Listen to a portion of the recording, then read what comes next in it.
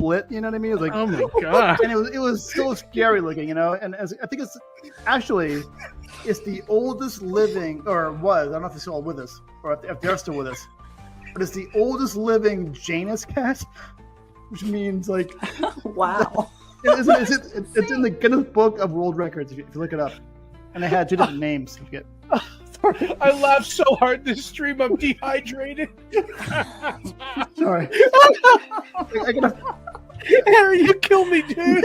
I love it. Mike, how about you? Do you have anything else that you want to I'm working on a new book called The Anorexic Clydesdale. I'm really excited about that.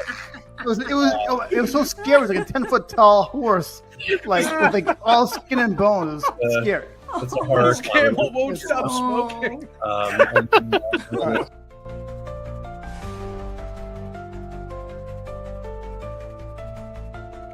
Join us next time for more Tangents with Harry.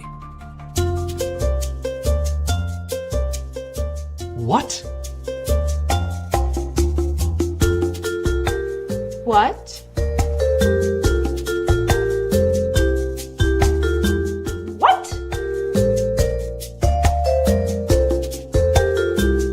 What?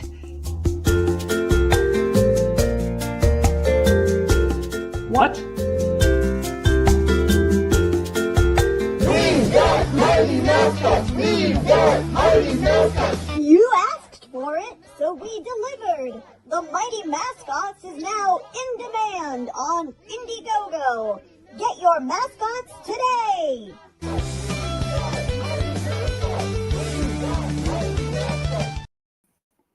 Hey, everybody. Welcome to another episode of Indie Comics Relay. I'm your host, Keith Gleason, creator of the Mighty Mascots and promoter for the Plastic City Comic Con.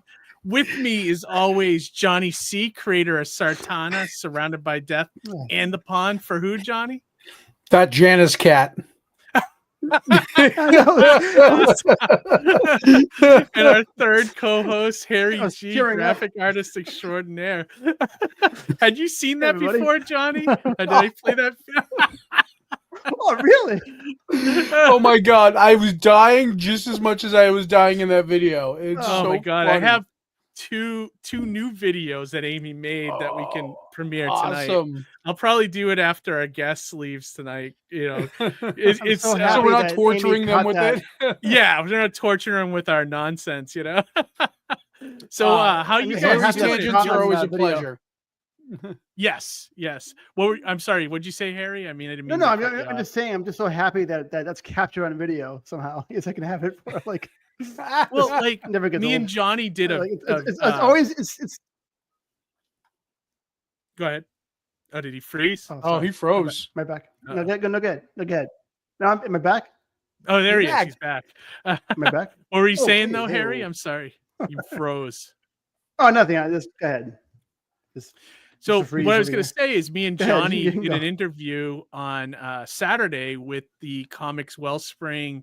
Was it? It's spilled. Is it called Spilled Ink? I forget. Johnny. Inspired Ink, I think it is. Inspired Ink. Yeah. With Brandon Blocksdorf, who has quickly become one of our favorite guests on this show. Yep. You know, he's right up there with Nandor and all those guys that we love on the show. And George.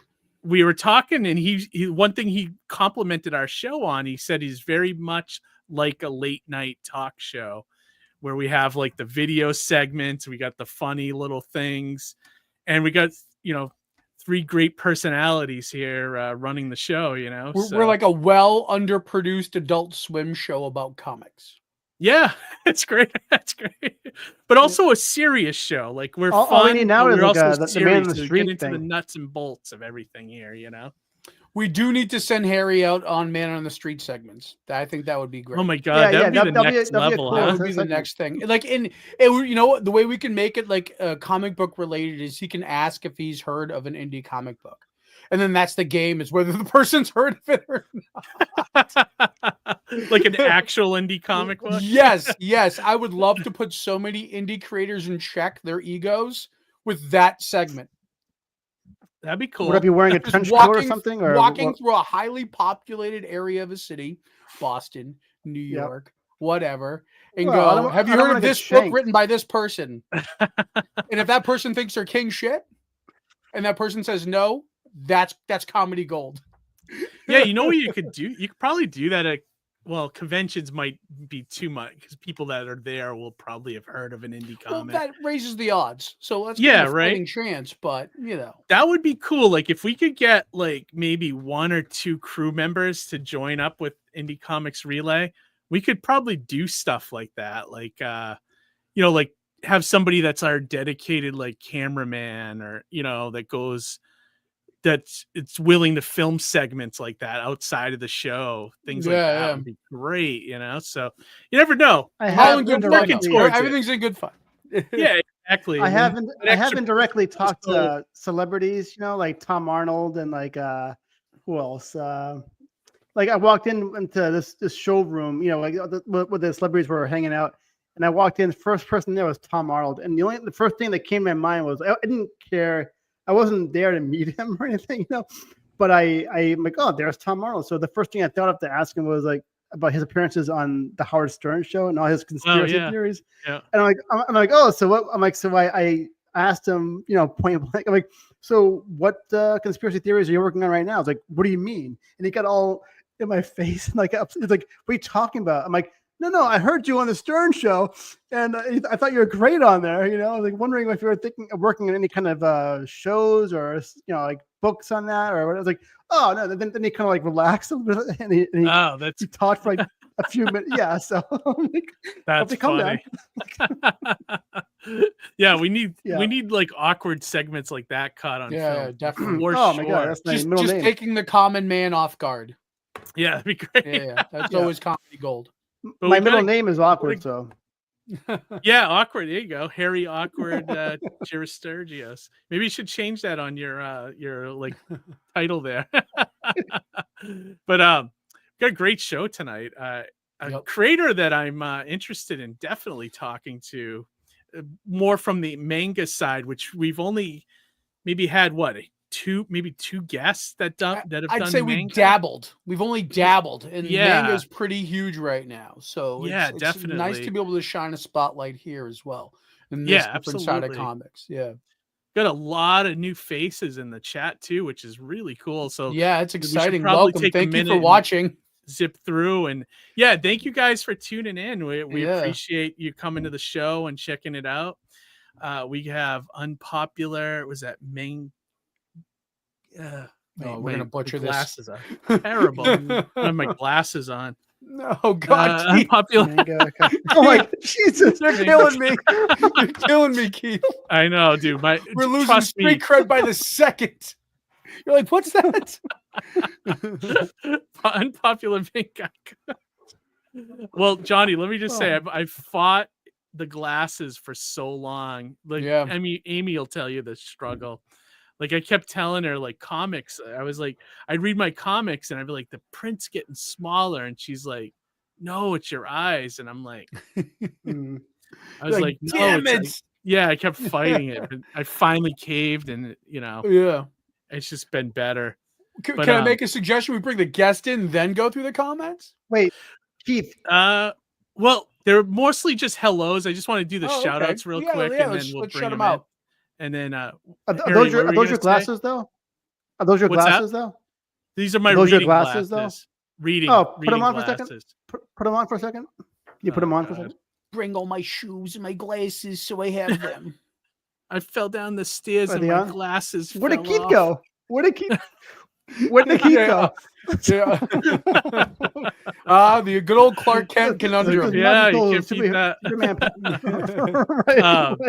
So, Unpopular Mangaka, thank you for joining us. Yes. Got my wife here. Hey, Amy. Hello, Amy. Good to have you here as always. Comic Man, thank you for joining us. A lot of good people tonight. Thank you for joining us. Scary Good is with us. Honeybee, hello, Honeybee. Portal Man, howdy. How's it going, Portal Man? And he said, hi. I love that. Let's see. ArtCrumbs joined in, and he said, hey, buddy. What else we got here?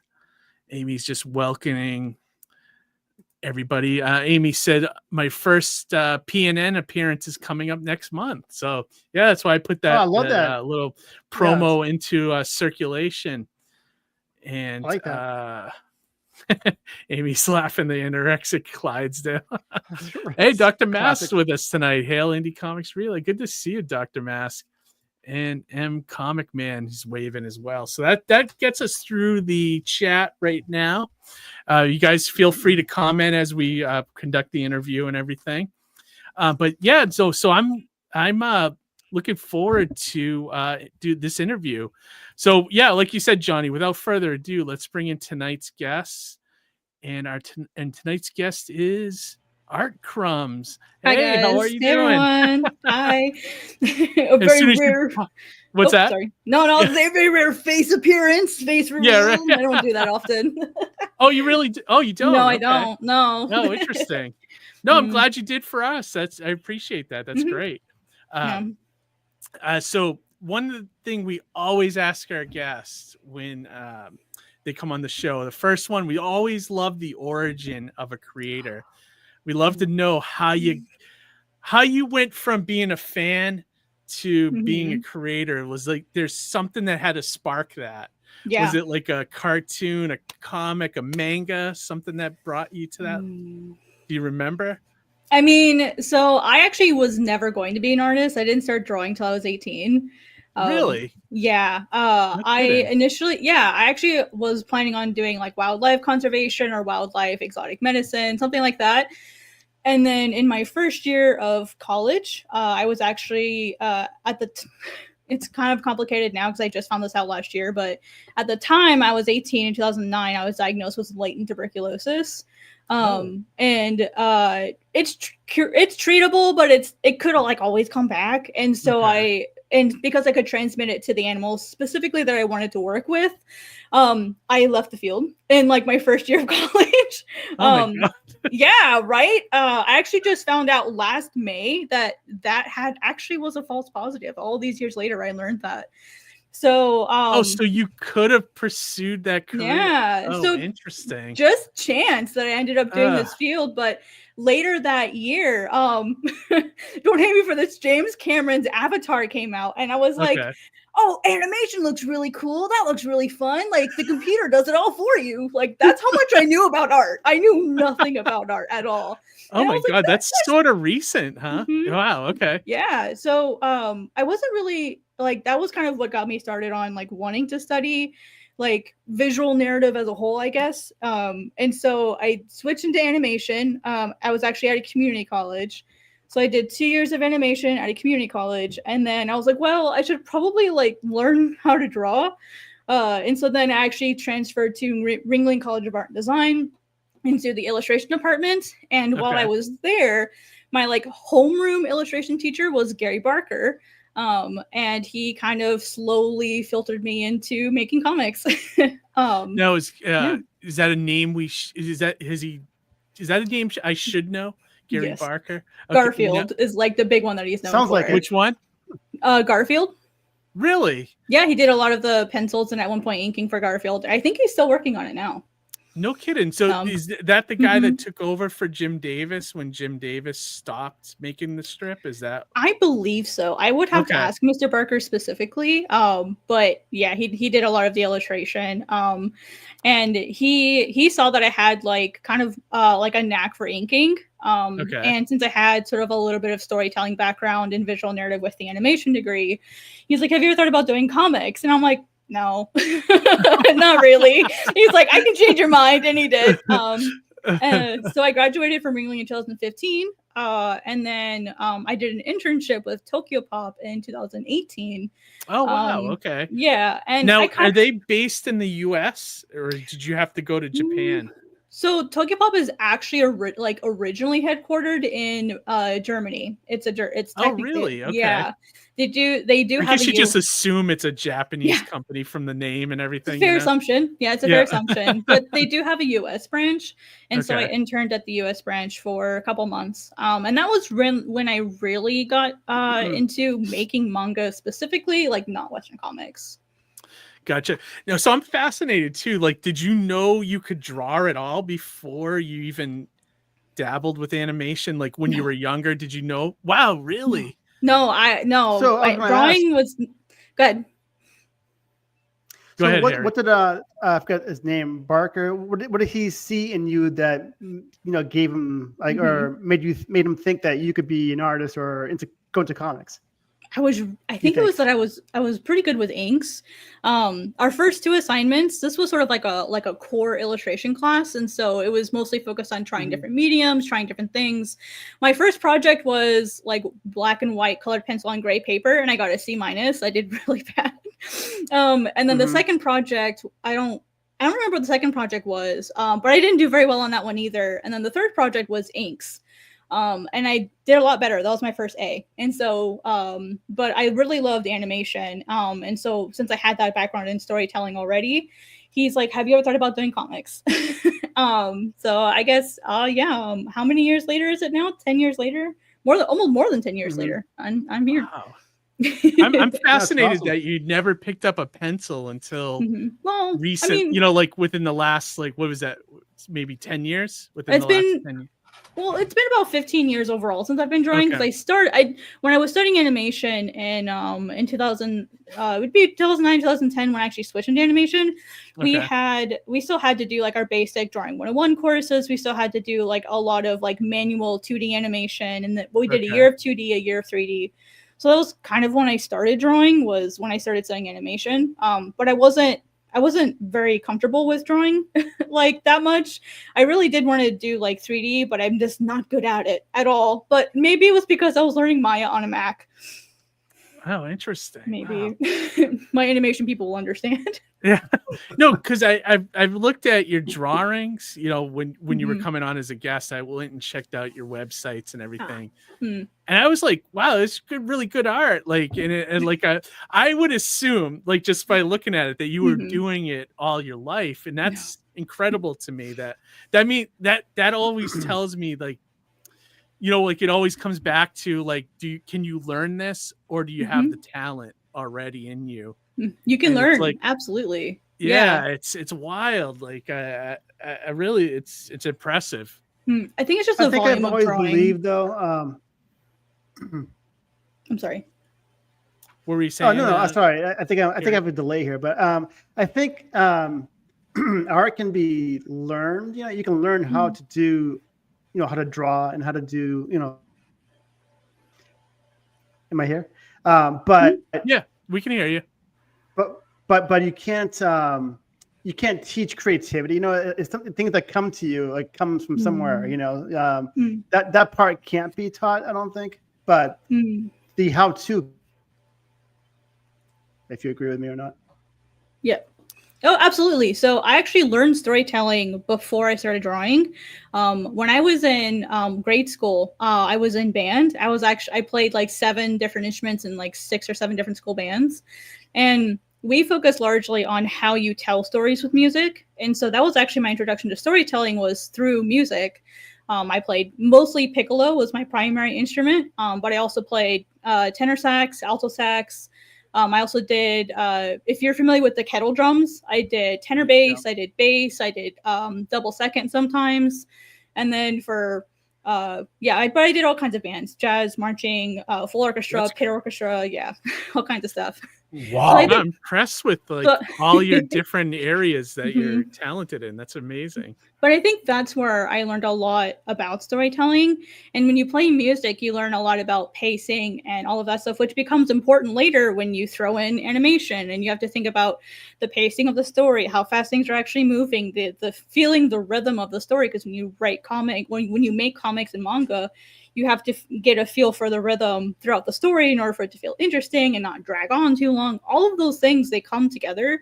And so I think maybe because I've had such a variety of different types of storytelling experiences, that probably leads to how I tell stories today. Yeah, I always feel like when I look at, because both me and Johnny have made films and like videos and things and comics, I always feel like when you make a comic or a manga, that the pacing is a lot different than with a movie or video, because you can't control how quick someone reads the material, but you can kind of set it up in a way that, you know, your story, like you know, the way you transition a page, how many panels you put on it will speed up or slow down the reader and things like that.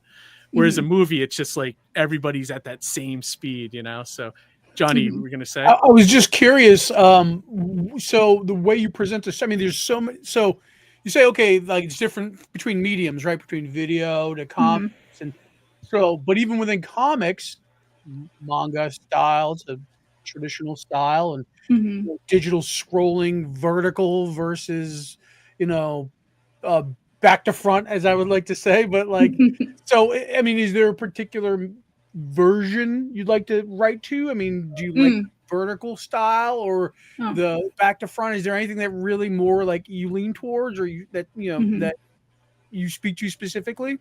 Right to left for sure is what I primarily make. As far as like what I prefer to make, in fact, the one shot that I did with Viz, it was the first right to left one shot that Viz put out in the one shot program. Wow.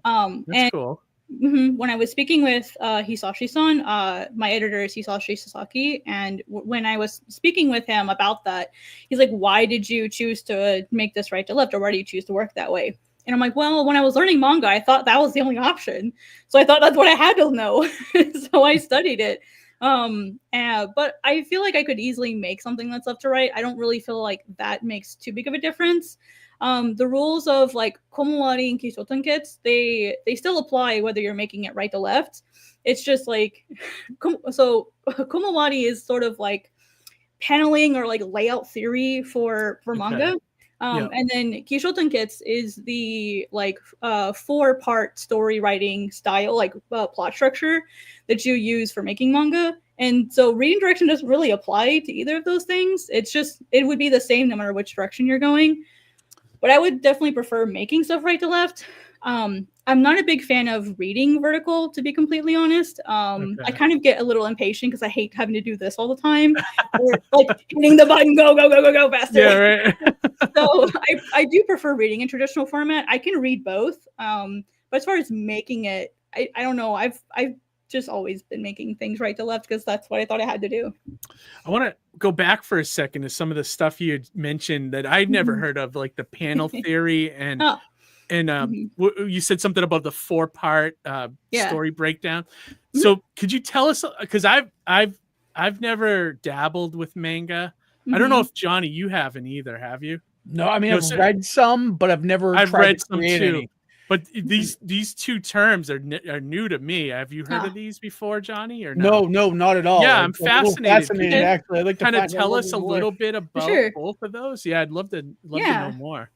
All right. Well, we'll start with the more, probably the easier one. Komawari is more or less. I like to consider it for sake of ease. Like I like to consider it sort of like the theory or the way you go about paneling when you make manga.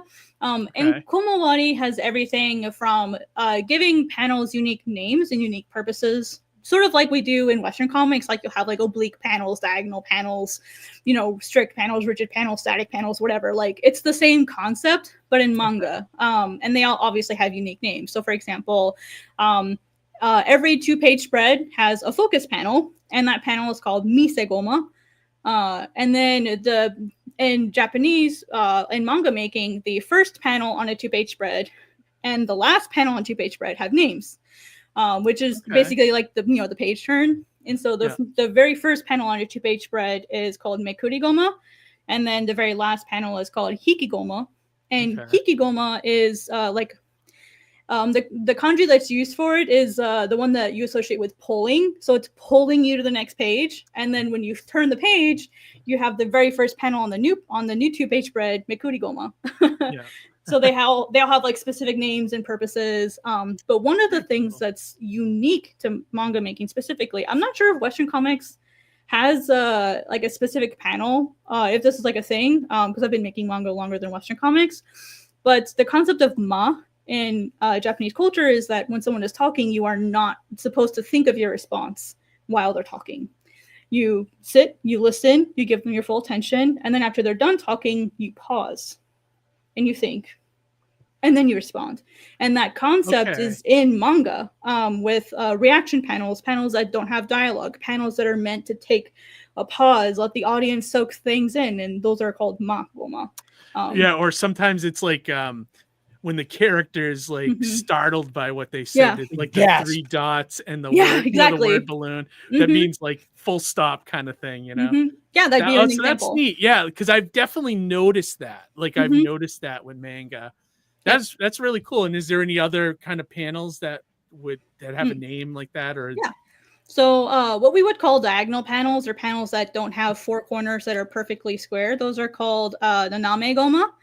They have like slight angles to them. And then if they have if they all have perfect 90-degree corners, they're called masugu goma, which is basically like straight panel. So those are really fun. Another really big difference between manga and comics that I've noticed is comics tend to have pretty universal gutters, like top to bottom and side to side. In manga, the top to bottom panel, like between the 2 panels on the sides, it's thinner than the one that is like top to bottom. And that's done to sort of like group the panels together to help with the pacing, but also to help with the reading direction, to help you know, okay, oh, you're supposed to read this one next, supposed to read. They kind of group them together, utilizing the gutter structure. And in manga, the lines of the koma, the panels, they have a name, like a specific name, but the gutters don't. It's like the space between, but the lines themselves have a unique name, which is really funny to me. But the last thing is that the spine section, like the area between the live action spaces on the spine, has a very specific name, and you're not supposed to put any artwork in there. Because once you print in the big tankobon, or you print in like the thick magazines, you're not going to see what's in there. And if you grab a manga volume, like you'll actually see that. So like if you look at a manga volume and you look at the very top here, there's a space there, and that's because they don't draw in those areas, which Western comics, I believe, tend to do. Yeah, I've seen some made comics where it's like you kind of like pulling it, you're almost pulling the staple out to read what the word balloon's saying. It's definitely a mistake for sure. Now, what is the 4-part storytelling? I kind of can guess what it is, but I'd like to hear what the official, the official meaning is, I guess. So I'll say the word slowly. Kishotenkits. It's basically a 4-part story act. You have your introduction, which is pretty clear who, what, when, where, why, that kind of stuff. Your development adds more information to what we've already established. And then you have the 10, which is a surprise or a twist, something unexpected. And then sort of like your resolution, what happens after that. What's unique about Kishotenkits as a plot structure is you don't need a conflict for it to work. So it kind of goes against what we've all been taught, sort of like in our English classes when we were younger, is that what's the conflict? Is it, person? Is it person versus nature? Is it person versus external? Like, what is that? With Kishotenkits, you don't have to have a conflict. It's just something unexpected or a surprise, just something, or it could be providing a new perspective to change what you saw before, or to give you a new perspective on what was already presented to you. So it's a very unique storytelling structure. Now, can Kishotenkits have conflict? Absolutely, but it doesn't have to. It's optional. Depends on like the kind of manga you're telling, or the story you're telling, I guess. Like whether it's an action one or like a romance or something. Go ahead, Johnny. Okay. Yep, folktale. I'm sorry. I mean, I was just gonna say it reminds me of like a comic strip. Like you'd read like Calvin and Hobbes, and they don't necessarily have conflict. Sometimes it's just like a thought or like an idea or an expression. Like I like that. I like how that kind of like aligns to that a little bit. Yeah, what's interesting about Kishotenkits is in manga, we have like a manga format that's very similar to a comic strip called yonkoma, which is like 4 panels. And each of the panels has one of those parts of Kishotenkits. And so that's how a lot of younger manga will practice storytelling, is they'll create yonkoma to practice telling stories in those 4 parts.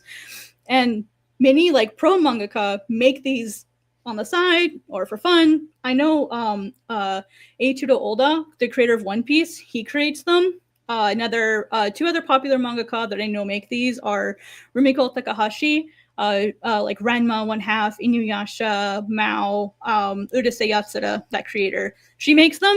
And then Hiromu Arakawa, who makes, or who's probably most known for Fullmetal Alchemist, but is currently making Demons of the Shadow Realm. So she also has a whole book full of all of the yonkoma that she's made for Fullmetal Alchemist. And so if you want sort of like an introduction to what yonkoma are, that's a really good book to kind of start with. Okay. So it's within continuity of the story. So they do these, but they do them in the story of like One Piece or Fullmetal Alchemist. Did I get that right? Well, I mean that they're like they're additional stories, so they're like gags or jokes that they will add into the existing manga books. Sort of like at the end of the book or at the end of a chapter, they'll make like a 4-panel comic strip for fun. What's fun about One Piece is if you connect them all together throughout all of the different volumes, they create an actual story, but they're they're like one at a time. Like so cool. Kind of spaced out. Yeah, it's really, really neat.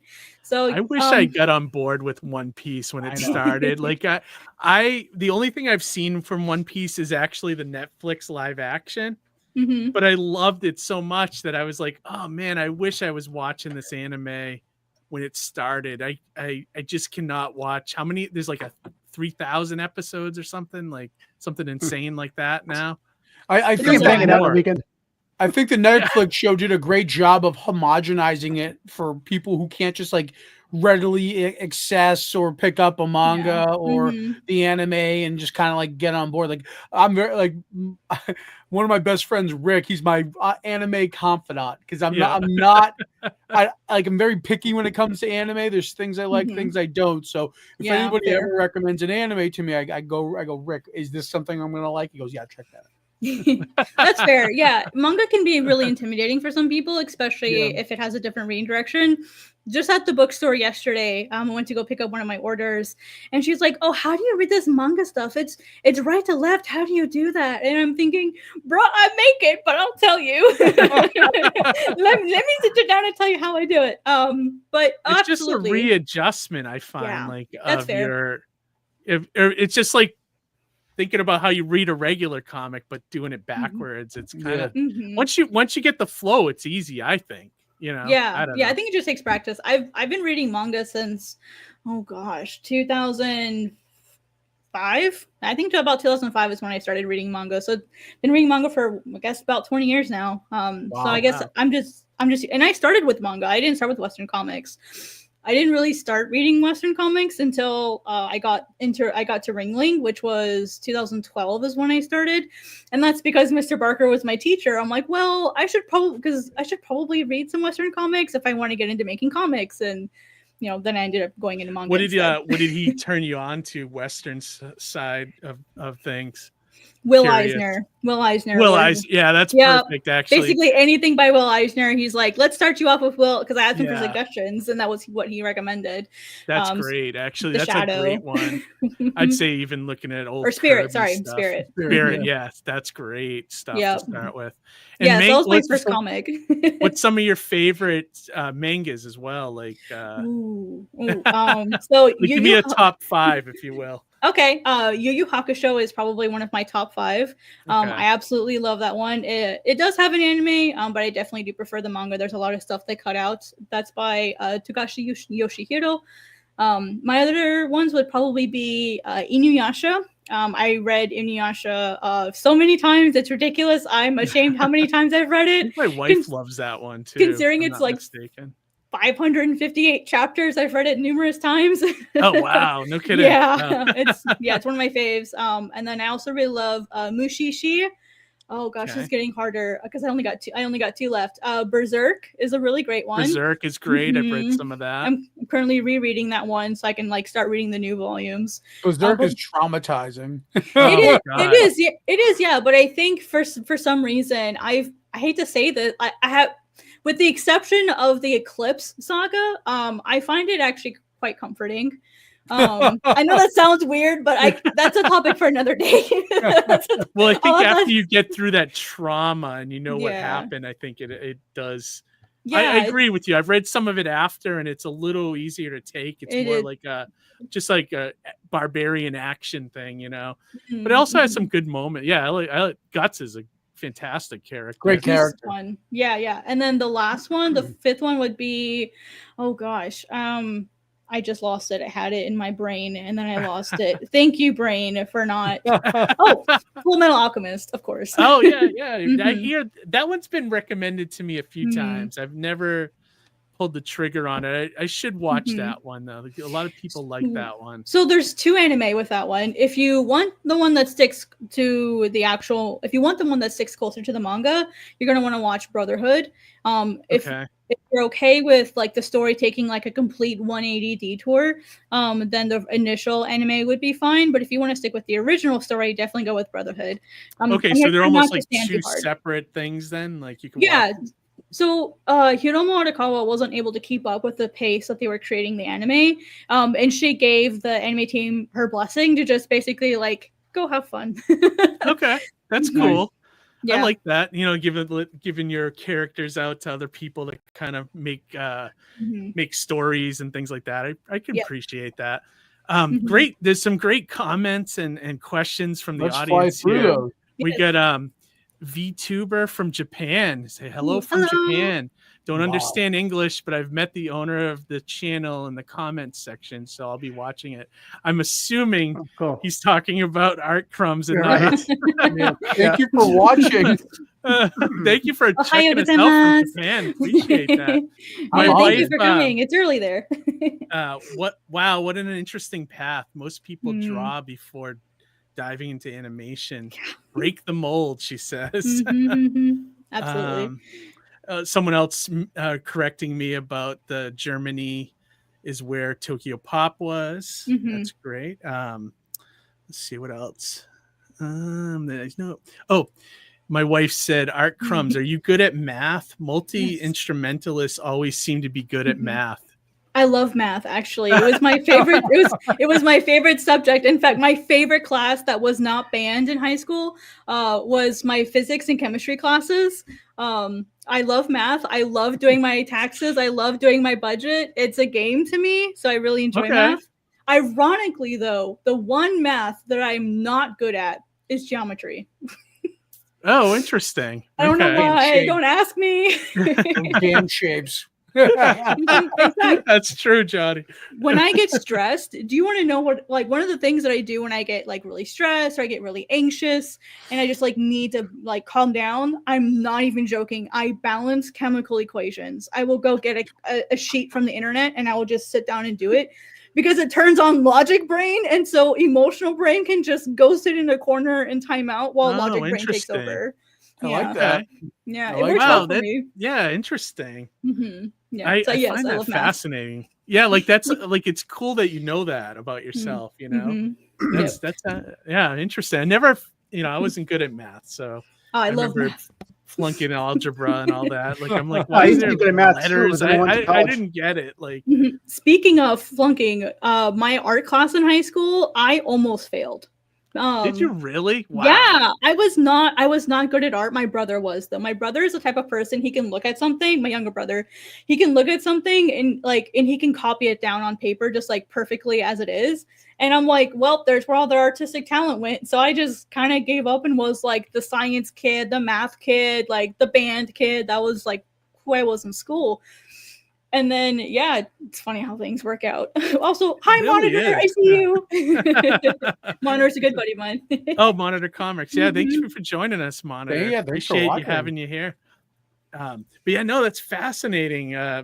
Also, I was curious about your art name, ArtCrumbs. Is there like a story behind that? Yeah. There Yeah. is? Okay.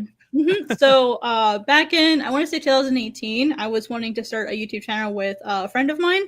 And I wanted to find like a neutral name that would like kind of work for both of us. And initially the channel was going to be about like art tutorials, art facts, whatever, sort of like little crumbs of art. And so that's where the name came from. She doesn't help with me on the channel. She doesn't help me on the channel anymore. But I'd already like done a complete rebrand for everything. I'm like, well, I'm stuck with this now. So I've been ArtCrumbs for 5 or 7 years now. I subscribed to your channel, but I haven't had a chance to watch any of the videos. It does look like you do that though. You do like art tutorials mostly towards manga. Is that correct to say? Or yeah, most of my tutorials are dedicated towards manga. But as far as like volume wise, the majority of my videos are live streams. I was mostly a streamer. But now that I'm kind of working on projects that I can't really show until a dedicated period of time, it's hard for me to stream now. So I'm kind of moving away from the streaming and moving on to other things. So when you stream, did you just stream yourself drawing a manga, or is that what you did primarily? That's yeah, really cool. Yeah. I just share my screen, and my friends will come by and we'll just chat together. A lot of times we end up working together, sort of like body doubling, where if you see one person working, you kind of it motivates you to want to work as well. So that's kind of what it is. Just body doubling and friends working together. There's a cosmic truth to that. It's like when you're kicking a story idea around, Keith, right? When it's just two people, you're chit-chatting, all of a sudden you're bouncing ideas. The next thing you know, you've formulated a plot. You know what I mean? Same thing. Yeah. There's that like kismet synergy. Yeah. Right? Yeah, it's like all of those come together and are like it's like a vicious, I can't say vicious cycle, it's a productive cycle where we're all just kind of like feeding off of each other's energy to get stuff done. Keith and I were talking about on the Inspired Ink podcast, where it was like there's just this magical like muse force like stuff all around us, creative minds that kind of help us along and bring us together and help us make wonderful things. Absolutely. Yeah. It's like a I love that. symbiotic relationship. Yeah, right. Exactly. Hell yeah. There you go. A couple more comments coming in. M Comic Man said math is a coping mechanism. Sounds productive. It can be.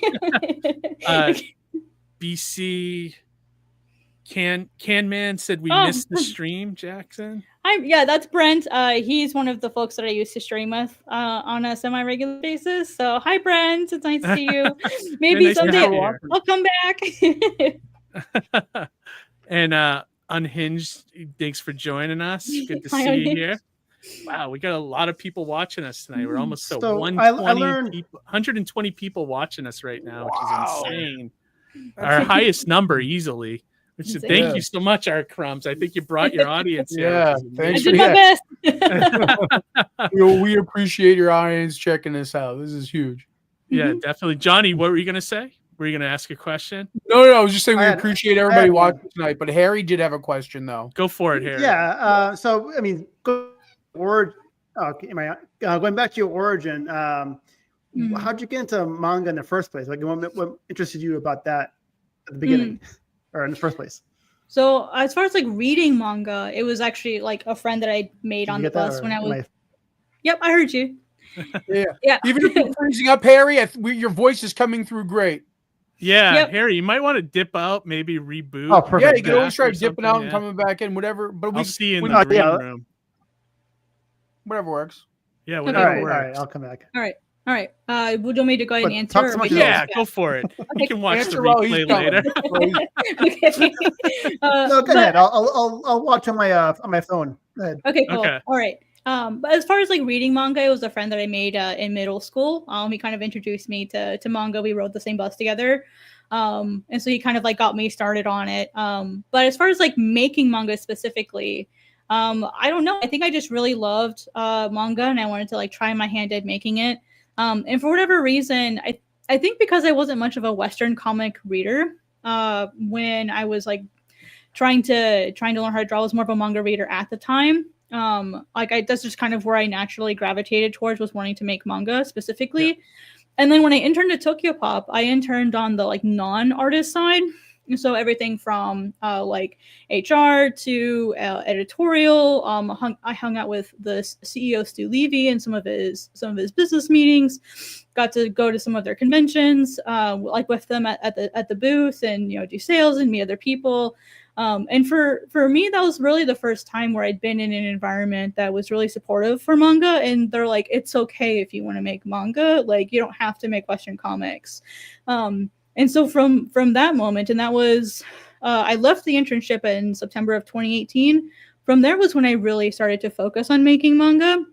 And I just kind of slowly started thinking about what kind of story do I want to do. I already knew what story I wanted to do, but that's the Godsbane history we can talk about later. But yeah, definitely want to bring that up later on. Yeah, but I just kept focusing on learning. I made some friends who make manga.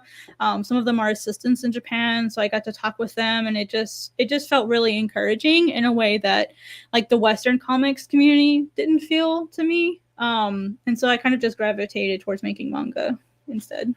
Well, I definitely feel like you are on the, like the manga is huge. It's, I mean, if manga's like this, Western comics are like this, so it's, you definitely chose, I think, the right side to be on, One thing I was fascinated, you talked about interning at Tokyo Pop, like I only know on the Western side, like I've always heard stories about Marvel Comics and what it was like, the bullpen was like there, and how they make comics.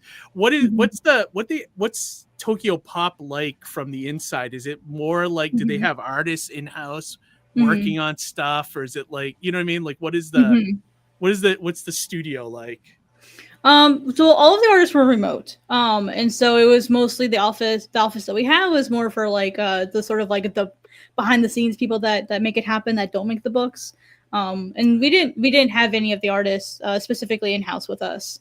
And so, but I went to Tokyo Pop specifically to not intern as an artist and to not focus on drawing manga. I wanted to learn about how the manga industry works on a business side. Yeah, that way, that way as I start applying to publishers and start like wanting to get into the industry. I have like some frame of reference, but also the networking that I did was incredible. I was able to meet Wacom and Clip Studio and Graphicsly. In fact, I was able to be on my first panel during my internship with Tokyo Pop because of the connections that I built. I was able to be Wacom's resident artist at San Diego Comic-Con that year because of the connections that I made. So, but yeah, so I've done a lot of things because of that internship. But yeah, it was mostly on the business end. I was able to meet some of the Viz people, some of the Kadokawa people, Wacom, Clip Studio, Graphicsly, which is like a Clip Studio distributor. But yeah, I was focused on networking and business while I was there. That's really cool, because to just give you an idea, like when I did a year at the Kubert School, which is like Joe Kubert School in New Jersey. And the one thing that they always told us about manga, because there was like a couple people. Now this is going back. I'm an old bastard, so I'm like, this is going back to like 1995. So the year that I was there, what they used to say about manga, though, they would be like, don't get any ideas about doing manga. They would say like, it's only the Japanese. They only want to do, they only want Japanese artists. They don't want American artists, this and that. And that's what the teachers used to tell us there. And I'm like, I'm so happy that that's not true. Like for years, I thought that was, the thing, So I'm so happy that that's not a real thing. Yeah. Well, even just like 10 years ago, like people who are, outside Japan, they would call them like gaijin, but like non-Japanese folks are getting published, making manga. That's awesome. Yeah, the biggest one that came to mind and has been like a really big inspiration for me is Felipe Smith, who got published with Kodansha in Japan before they got an English release. So like, and I met him about a year and a half ago for the first time, and just by chance. I didn't know he was going to be at a con, and surprise, there he is. And I walked by his booth and I was like, oh wow, is that Felipe Smith? And he's like, yeah, it's me. So, like I stopped to talk to him. But yeah, and that's one of the reasons why Viz is like doing the One Shot program now, is because they want to show that, hey, like we don't, you don't have to be Japanese to make manga, but also Europe has an incredibly strong like manga community, specifically France and Germany. They actually have like the largest manga like community as far as like creators outside of Japan. Huh. Yeah. That So makes sense. I mean, look at French comics, Keith. yes. Back in the Yeah, day, right. and that tracks. Like that Mhm. totally tracks. And even One just anime, there's a lot of Mhm. anime, like in Europe, I remember being a kid going over there watching cartoons. They'd be animes, not Yeah. like traditional, Western Mhm. cartoons like I'm used to, like G.I. Joe, things like that. They were very much specifically anime, Yada Man, things like that, things that we don't really Mhm. get over here unless it's specialty. So Yeah. that makes sense. There's like that ecosystem for that that Mhm. connects that. Yeah. No, that's really cool. I'm glad that like, that I was told lies basically. Well, I think it was I'm glad just it's the not time. true. I think it was just the time, because when I went to art school, like not Mr. Barker, but I had quite a few like professors and even other students that when I would show them like my private sketchbook that wasn't classwork, because I didn't draw manga for my classwork. I hate to say it, I knew better than to do that. Because the thought there was still very like manga is bad, like you won't get a job drawing manga, like manga is too formulaic. So like that was still the thought process when I was at Ringling 13 years ago. So that I don't know if it's still that way now, but yeah. So that was maybe in the 90s it was true but not true anymore. Yeah, that Yeah. could be it. I think a large part of it though is just the resources available to actually learn how to make manga. There's still like the thought that, oh, like foreigners, gaijin don't know how to make manga, but also we don't have a long time ago we didn't have resources. A lot of the resources to teach you how to make manga aren't in English. Nowadays that's changing. There's a lot of, especially YouTube is how I mostly learned how to make manga, is finding other like mangaka that were willing to teach in English or use that allowed closed captions, that I could learn how to do that. Or even just talking with other mangaka over things like Skype and Discord, like talking with them, they knew English, they could teach me. So it's sort of like, it's been a really slow process, but it's 2024. Like you don't have to be Japanese to make manga. Yeah, no, I love that. I love that. Like, Yeah, I mean, go ahead, Johnny. Diversifying is not only good just for general outreach, but for business too. You know what I mean? Like you want to International. cast as much as possible to get an audience, but also for business purposes, the wider you cast a net, the more sales you can make in the long run. One of the more popular like manga series like outside of Japan is actually from France, and that's Radiant, by Tony Valente. So like I believe over there like they call like French manga like manfra, I believe. Some still use like the French term like bande dessinée. I'm definitely butchering that. I'm sorry, French people. Please forgive me. Man mentioned manfra. He's saying he's surprised we're not getting a lot of manfra series coming over stateside. I thought that was a typo. That's a thing. Yeah, that's a real, when I read his comment, I was like, manfra. Oh, it must be a typo. Yeah, no, manfra is a thing. There's also like manhwa. There's which are like Korean. It's incredible. And Chinese. I didn't know any of this stuff. Yeah. In fact, back in the old school Tokyo Pop days, before like the Great Recession hit, they had OEL, original English language manga, which is kind of a weird word. A lot of people don't use that word anymore. But I would really love to see that phrase or something very similar kind of like make a comeback, where we have like a much better like support system as far as like on the internet to be able to create manga and post it and share it with people.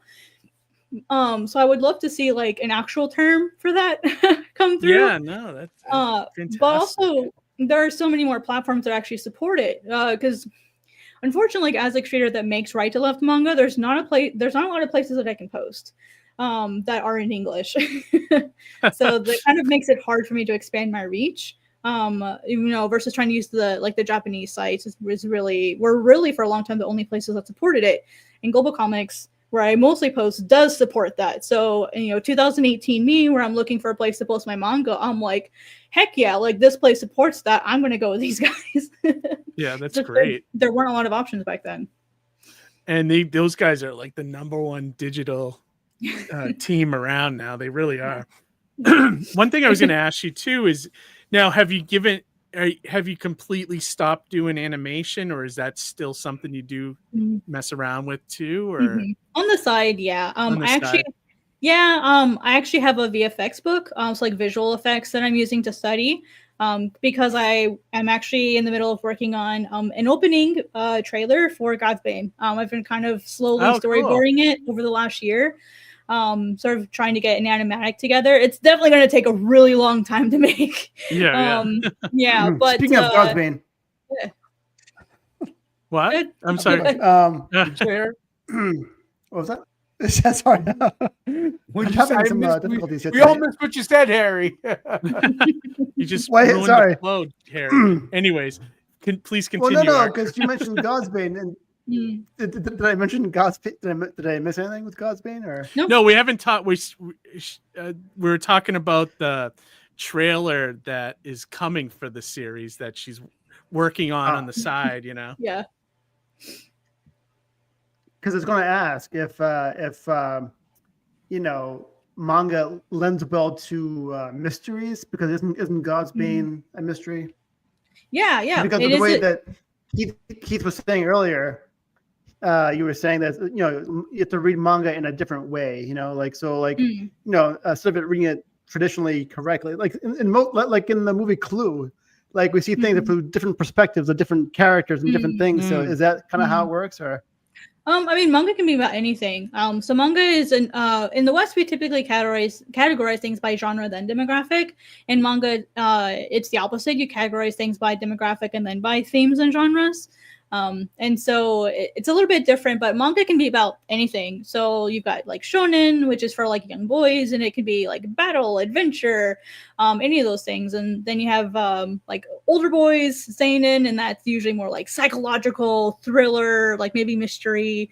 An example of that would be Berserk. And then you have like shoujo and josei, respectively, for women. Shoujo being for like younger girls, which tends to be like friendship and slice of life, maybe school, or like romance sometimes. And then josei, which is like older women, it's maybe like 17, 18 plus, in terms of like it's about life, stuff like that. So those are like the four main ones.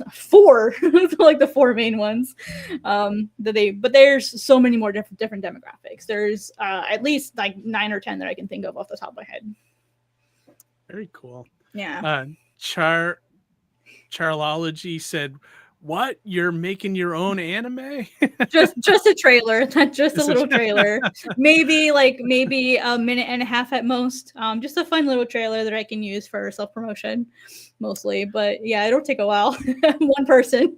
Send it over to us. We'll add it to some of our reels. Yeah. If you ever want to get more of a play, definitely send it over here. We'd play it. Yeah.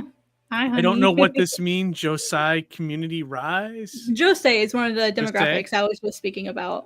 Oh, okay. And then Josei mentioned with stream.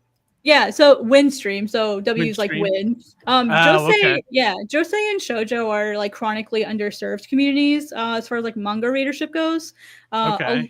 Like a lot of the manga that gets brought over here from Japan tends to be shonen, is like the biggest demographic. With seinen like shortly afterwards. And in the last year or two, we've really had a harder time like bringing over those shoujo and josei manga. They don't get translated in English because they don't perform as well, but it's like you won't know unless you bring them over to see if they perform well. So I feel like you could take the chance, because the manga community over here is so much bigger than Western comics. Why not? Yeah, I think it's catching really on more too. You know what I mean? Yeah. So like as it grows, I think back to like the late '80s where the animes, like anime movies, were expanding. You go to a video store, and first the anime section was like this, and then it became more like this. You know what I mean? Whole rooms. Exactly. And then you'd have specialty stores that would open up. It just Yeah. We're seeing that now for manga. You know, Newbury Comics here in You the guys remember Northeast, taken over by manga. Do you remember what? The bookstore Borders? Do you guys remember? Yeah. Oh man, that was like the manga, the anime, like the Japanese merch store. Like that was like where I went to get all of that stuff. Whenever I could, I'd be like, "Mom, can you take me to Borders, please? I want to go buy more manga." That's amazing. Yeah, and like, well, Barnes and Nobles has stepped it up too. Like their section is huge now. Yeah, I literally was just there like a couple days ago, and it's like a whole wall. It's like longer than my room is wide. It's absolutely crazy to see like how much manga is like finally taking on here. And now it's like on indie publishers are adding manga imprints as well. Like Mad Cave recently announced Nakama Press.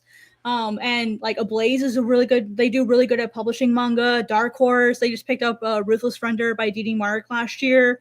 And then like Oni Press also does good with manga. So like we're seeing more indie publishers like start taking on manga.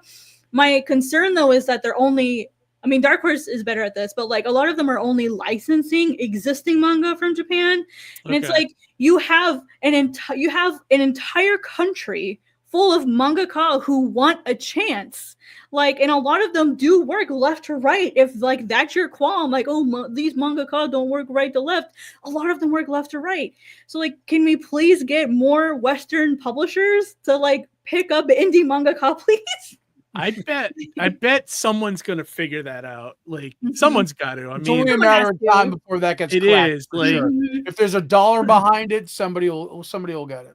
There's literally I always find it platform. Sorry. No, go ahead. I'm sorry.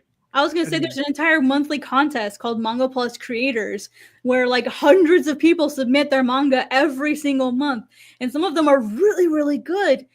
You've also got, people like me and a couple others that are so, I don't want to use the word desperate because that sounds cringy, but like we are trying so hard to like find a publisher to take our work that we're submitting to places like Days Neo, where like, so the way Days Neo is an amazing site. The way Days Neo works is you submit there, and there's like 50 different magazines there that have editors and scouts browsing through everything.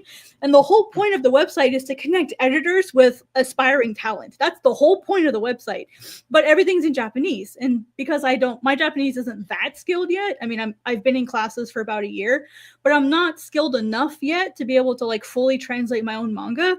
So like, imagine what I could do if like I knew enough Japanese to like go to these publishers and like pitch my stuff. So like imagine if we had Western publishers that were willing to take like original like English manga. Like it's in your own backyard. We're right here. Take us. Someone's gonna do it. I have a feeling that that's gonna happen at some point. Yeah. Just because how can you not look at what's the writing on the wall? You know what I mean? The one manga that drives me nuts though is like when a big publisher like Marvel will all of a sudden be like, here's our Deadpool manga. And I just look at it and it just looks so like, all right, tryhards. Like it's just like, you know what I mean? It just feels like fake to me. Like it doesn't feel like real manga. It feels like Marvel trying to, cash it in. Oh, you see? Okay, so I see what you mean. I mean, I'll say a lot of them hire like Japanese mangaka. So, for example, one of the Spider-Man manga, I am so sorry, I forget which one it is. I think it's Kid Venom, was done by Taigami, who's like one of the friends that I learned manga from. He was in that like those calls I used to hang out with. He initially got picked up with Comic Days with another manga, and it's been a couple of years, but now he's done Kid Venom.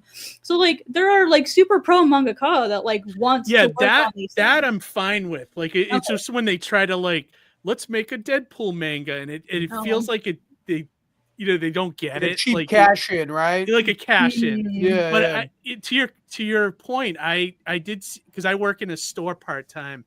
I have looked at that Kid Venom comic, and I was like, wow, I like the artwork in there. It's great. Now, is there another one? There's a guy that did a Robin comic called I think his name was Juni Ba.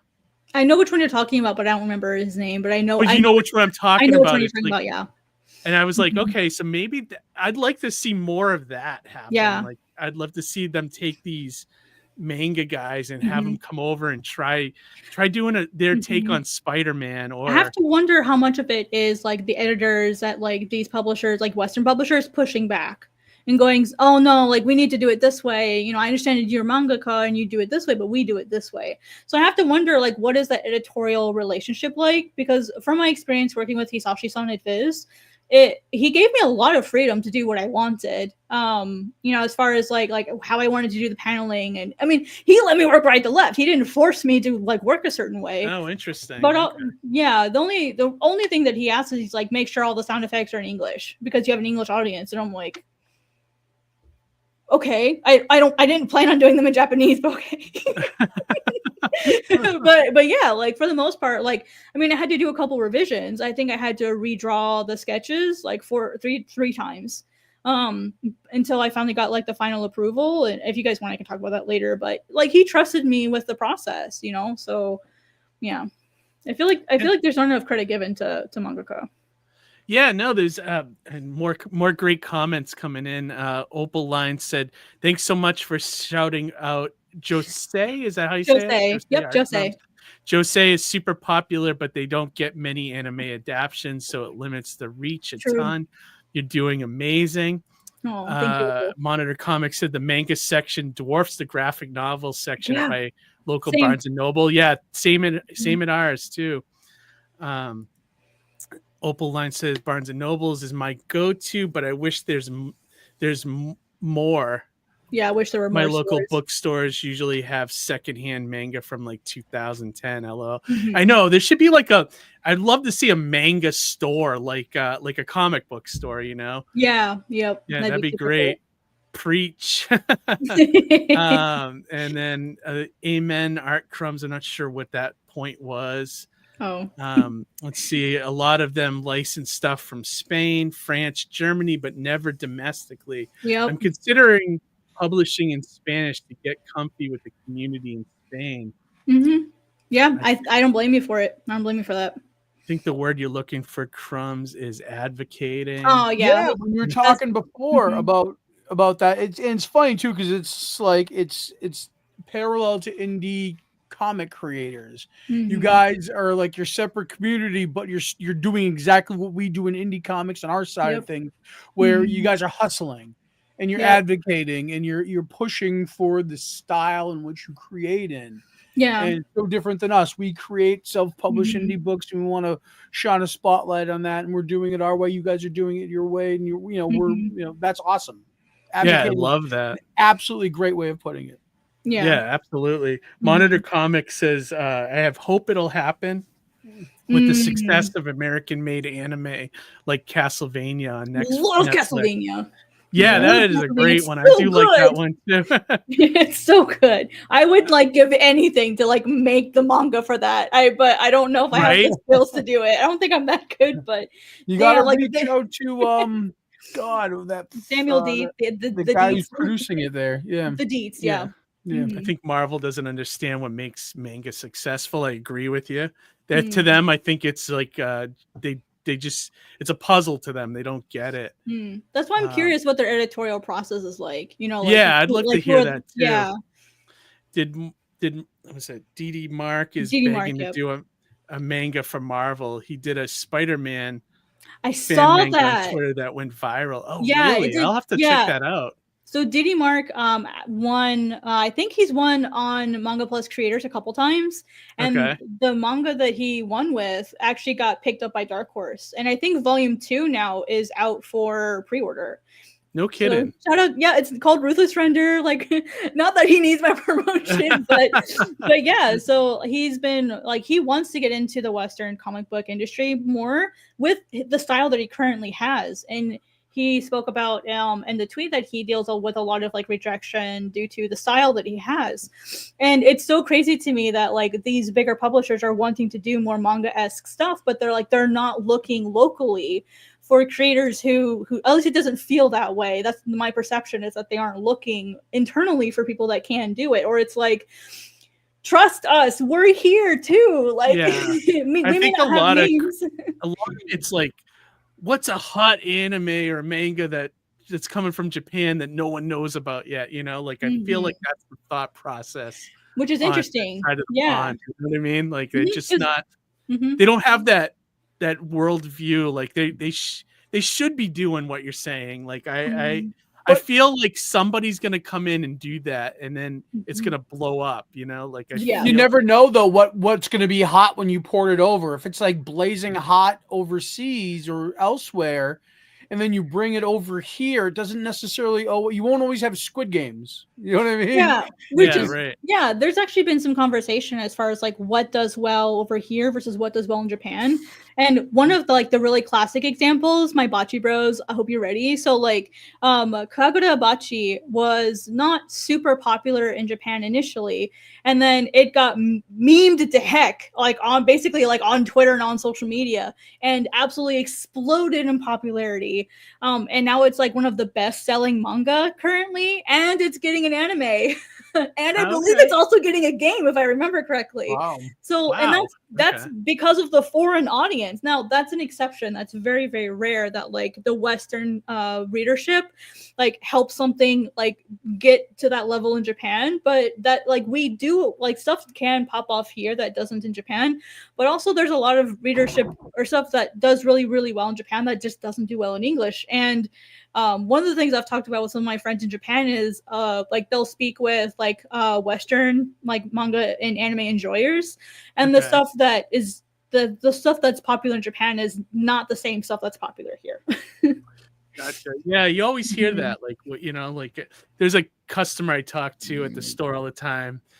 He's into some of the obscure mangas, and I always ask him am I missing something, and he tries to get some stuff for me. He just recommended a new one on Netflix called Sakamoto Days. Sakamoto Days, yeah. Is that good? Is that a good recommendation? It's he's a retired hitman. He retires run a convenience store, and there's a price put on his head, and now all these other assassins are trying to assassinate him.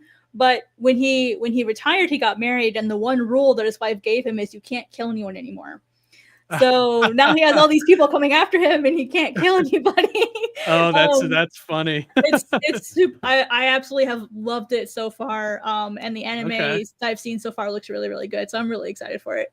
Okay, that's a concept that's going to get turned into some romantic comedy here in the U.S. Yeah, probably. Probably. The way they made oh God! All You Need Is Kill into Edge of Tomorrow. That's gonna happen to that story. Mark my words. Yeah, there was a similar movie though, like that. Was that?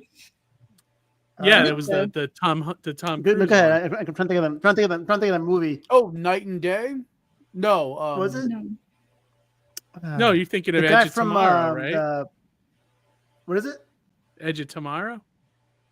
No. There's a movie a former assassin or killer that doesn't reveal that he's a fighter. He tries to live a normal life with the guy. I feel like that guy. It's probably been in a bunch of movies. Yeah, I was gonna say that's been in quite a few of them. It's just what you do with that. History of Violence, and that was based on a comic.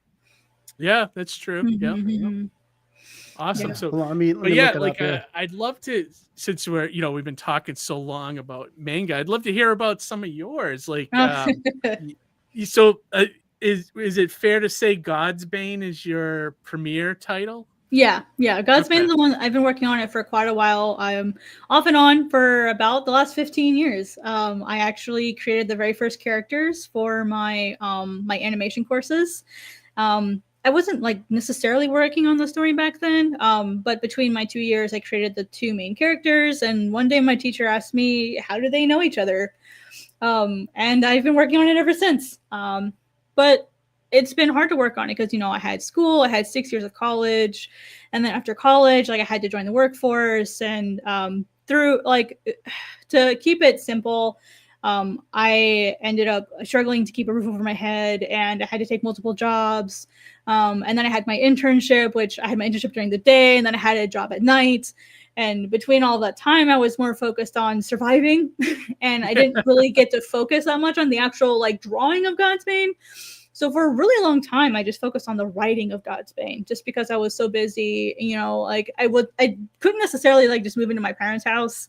We didn't really get along that well, and so I was kind of just on my own for the most part. And I also had college debt. Like when I graduated Ringling, I hate to say this, when I graduated from Ringling, my personal debt was about $27,000. And that's not counting the Parent Plus loans. So I don't want to admit what the whole amount was. Well, I feel like a lot of creators are in the same spot. Like, you know, like you got to have a couple jobs, you got to, and finding that time to create is huge, you know? It's difficult, especially when like the will to create sometimes depends on the energy that you have. And one of the jobs that I had was like, I was a hostess / busser. You know, that's a really demanding job. I was at that job for like grand total, as far as like the time I left the house to the time I got home, was like a 16-hour day. So it was really, really busy. And then one of my other jobs was I was like a assistant manager / acting manager for 3 different gas stations. So that was really, I was really busy. I was doing like 60 hours a week. And so it was really hard to like go home and still work on manga after that. So that's why I just focused on the writing of Godsbane for a really long time. I would draw a couple pages here and there to like, okay, what's the style that I want? How do I want the characters to look? Sort of like practicing, I guess. Yeah. And then in 2018, I had some beta readers. They were reading through my script, and they really enjoyed one particular character named Aros. Like Aros, it's pronounced Aros. And they're like, he was just a side minion character, kind of like a Team Rocket type character. Okay. But they really liked him, and they're like, can you please rewrite this chapter from his perspective? I would really love to hear it. I'm like, okay, cool. So I did that. And then they wanted another one, and then they wanted a different chapter, and then a different chapter. And I'm like, you know what? Let me just like write let me write the beginning from his perspective, and I'll just do it for fun. And within a year, like, he was the new main character. Really? Okay. Yeah. It completely changed. So he went from being this like minion to the bad guy Team Rocket type character to like the main character. And so yeah, he's my main character now, and he's been my main character for about 7 years now. Like, I actually had to completely rewrite Godsbane from the beginning. Well, Johnny, you have your theory about that too, right? Like the longer you sit with a story, and I fully believe you know, writing's rewriting, right?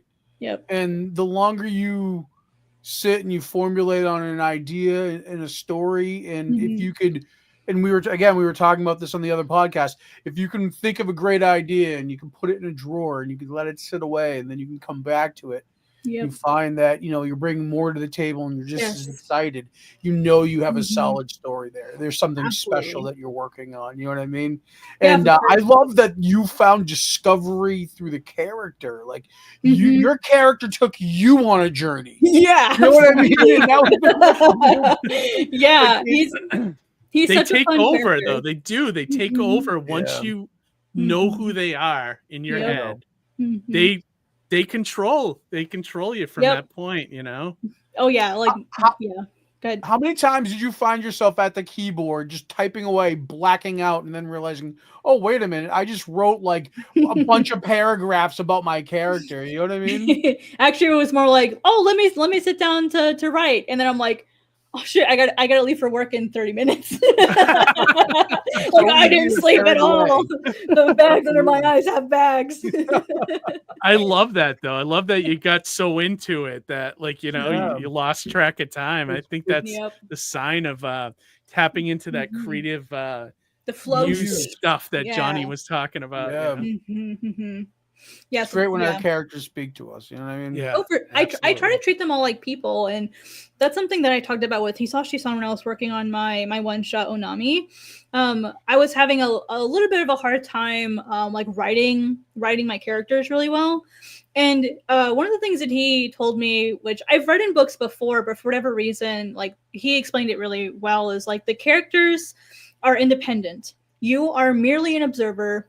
You are basically sort of like a being just watching them go about their day, go do whatever, and you're just recording it and you're telling us what happens. That's it. Yeah. And so my characters feel completely independent of me. I don't tell them what to do. I mean, it's kind of weird, but like, I don't tell them what to do. I don't tell them who to be. I don't tell them how to dress. I don't tell them what to do. They just go do their thing. And I just write it down. That's all it is. Yeah. Yeah. I feel like every writer has that same feeling, like with their characters, as soon as you know them and they're fully fleshed out, you know exactly how they're going to react in any situation you put them in. They write themselves. I was about to say the story. Basically, yeah, it's amazing. Like, I love that. But yeah, so please continue. Tell us more about the Godsbane and how long. Actually, how long have you been making it? Like, how many chapters are there, or that kind of thing? Is it? So as far as like how many chapters are live and done at the moment, I have 2. Number 3 will be going out on Wednesday. I was going to put it out today, but then I'm like, it's MLK Day. It's not about me. So I'm going to do it on Wednesday instead. So I'll put that out on Wednesday, but I can't say written. I've drawn chapter 1 like 7 different times over the years, just testing out style, testing out what I want it to look like. I've had 2 separate pilots to sort of like put it out in the wild, get some feedback, see what I think about it, and then sort of like recalibrate and come back. And with the most recent pilot that I did, which was last year, I did give it to Hisashi-san and I asked for his feedback. And it was really brutal, but I needed to hear it. So my old pilot was a 50-page chapter 1. And that was in 2023. So that was last year that I did that, about 50 pages. And when he came back to me, he said, I don't know who your main character is. Now, is this fully you, like your artwork? Yeah, I write and draw. It is beautiful. Oh, thank you. Thank you. Oh, my goodness. Yep. I'm blown away here. Yeah, I was like, that's why I was so shocked that you just started 10 years ago. You said like 10 years ago drawing. About 15 years ago is when I started drawing. Yeah. It's insane. Awesome. Oh, thank you. Yeah. It takes me about a month to do a chapter when I'm able to sit down and focus. So like, for example, chapter 4 and chapter 5 are already sketched out.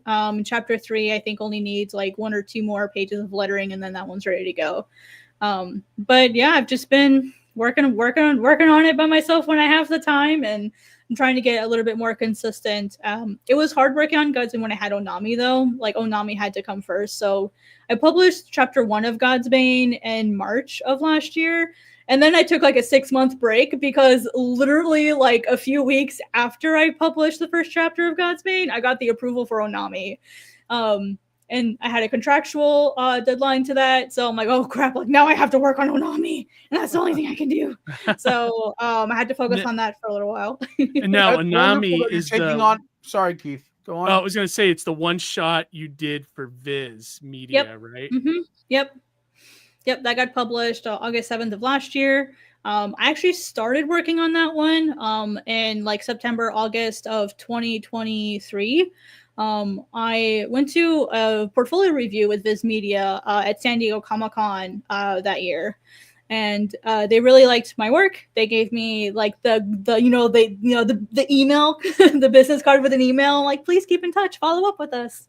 And so I did, and the Viz editor that I worked with, she was on like the editorial for the originals team. She connected me with Hisashi-san, and he asked me if I would be interested in joining the one-shot program, and the rest is history. Wow. But I saw that you had the wrong portfolio for that meeting, right? I did, yeah. So when story behind that? Yeah, okay. So when I was actually there for like when I go to cons, I'm pretty much almost always there on behalf of GlobalComix to do community work. And I'd gotten permission to like have some time off to go do what I wanted to do. So I chose to go do the portfolio review. And while I was sitting there at the portfolio review, I was chatting with one of the other folks getting her portfolio reviewed, and I went to show her my stuff, and that was when I realized I had the wrong portfolio, like the cardinal sin of portfolio reviews. Oh my god! And no, it gets worse. So I'm sitting there, and what I had with me was the like half-done pitch for Godsbane that I was working on for Viz Media. And so it wasn't even done. So I had this like half-baked portfolio, half-baked pitch for Godsbane. And I was, there were 3 people there, and I knew who 2 of the folks there for the portfolio review were, but I didn't know who the 3rd man was. I mean, I looked at him and I'm like, I think I know who that is. And so I'm like, who is that guy in the middle? And oh, that's Hisashi Sasaki. Nani? What? No, I have the wrong portfolio out of Viz portfolio review, and I'm getting ready to meet Hisashi Sasaki for the first time, and I have the wrong portfolio. I'm gonna die. I was so nauseous, and I almost left. I almost walked away, and I was like, I am not making this my first impression. But my friend convinced me to stay, and so I owe her everything. But yeah, I stayed, and yeah, so it was really embarrassing. So, but what was in this wrong portfolio? That was it just. I had like my well, they didn't want to like judge it as a pitch, so they judged it on its like own merit as artwork. But it had like the cover for Godsbane, the same one I have now. But it also had some character concept art for Aros, for like, my main character Aros and Mal, my two main characters. Also Hokue, my villain Amat, and some of the other characters. And the feedback they gave me, like on the artwork itself, was. Well, they gave me a question. They're like, do you like Rumiko Takahashi, who does like Inuyasha and Ranma? And I'm like, oh yeah, I love her work. In fact, you guys can't see it, but I have an Inuyasha wall scroll on my wall because I'm a nerd, otaku. But I'm like, oh yeah, I love her work. And the originals editor was like, yeah, I can tell. Your characters look a lot like Inuyasha characters. And I went, oh, really? And so like I pulled up my phone and like I held the characters next to it and I'm like, oh, like damn. But they liked my artwork. They really liked my sequential pages. They liked how I did the paneling, the panel flip, the komawari I was talking about earlier. They really liked my sequential pages, and they're like, you have like good drawing skill, you have good like paneling technique. Here's my business. In fact, where is it?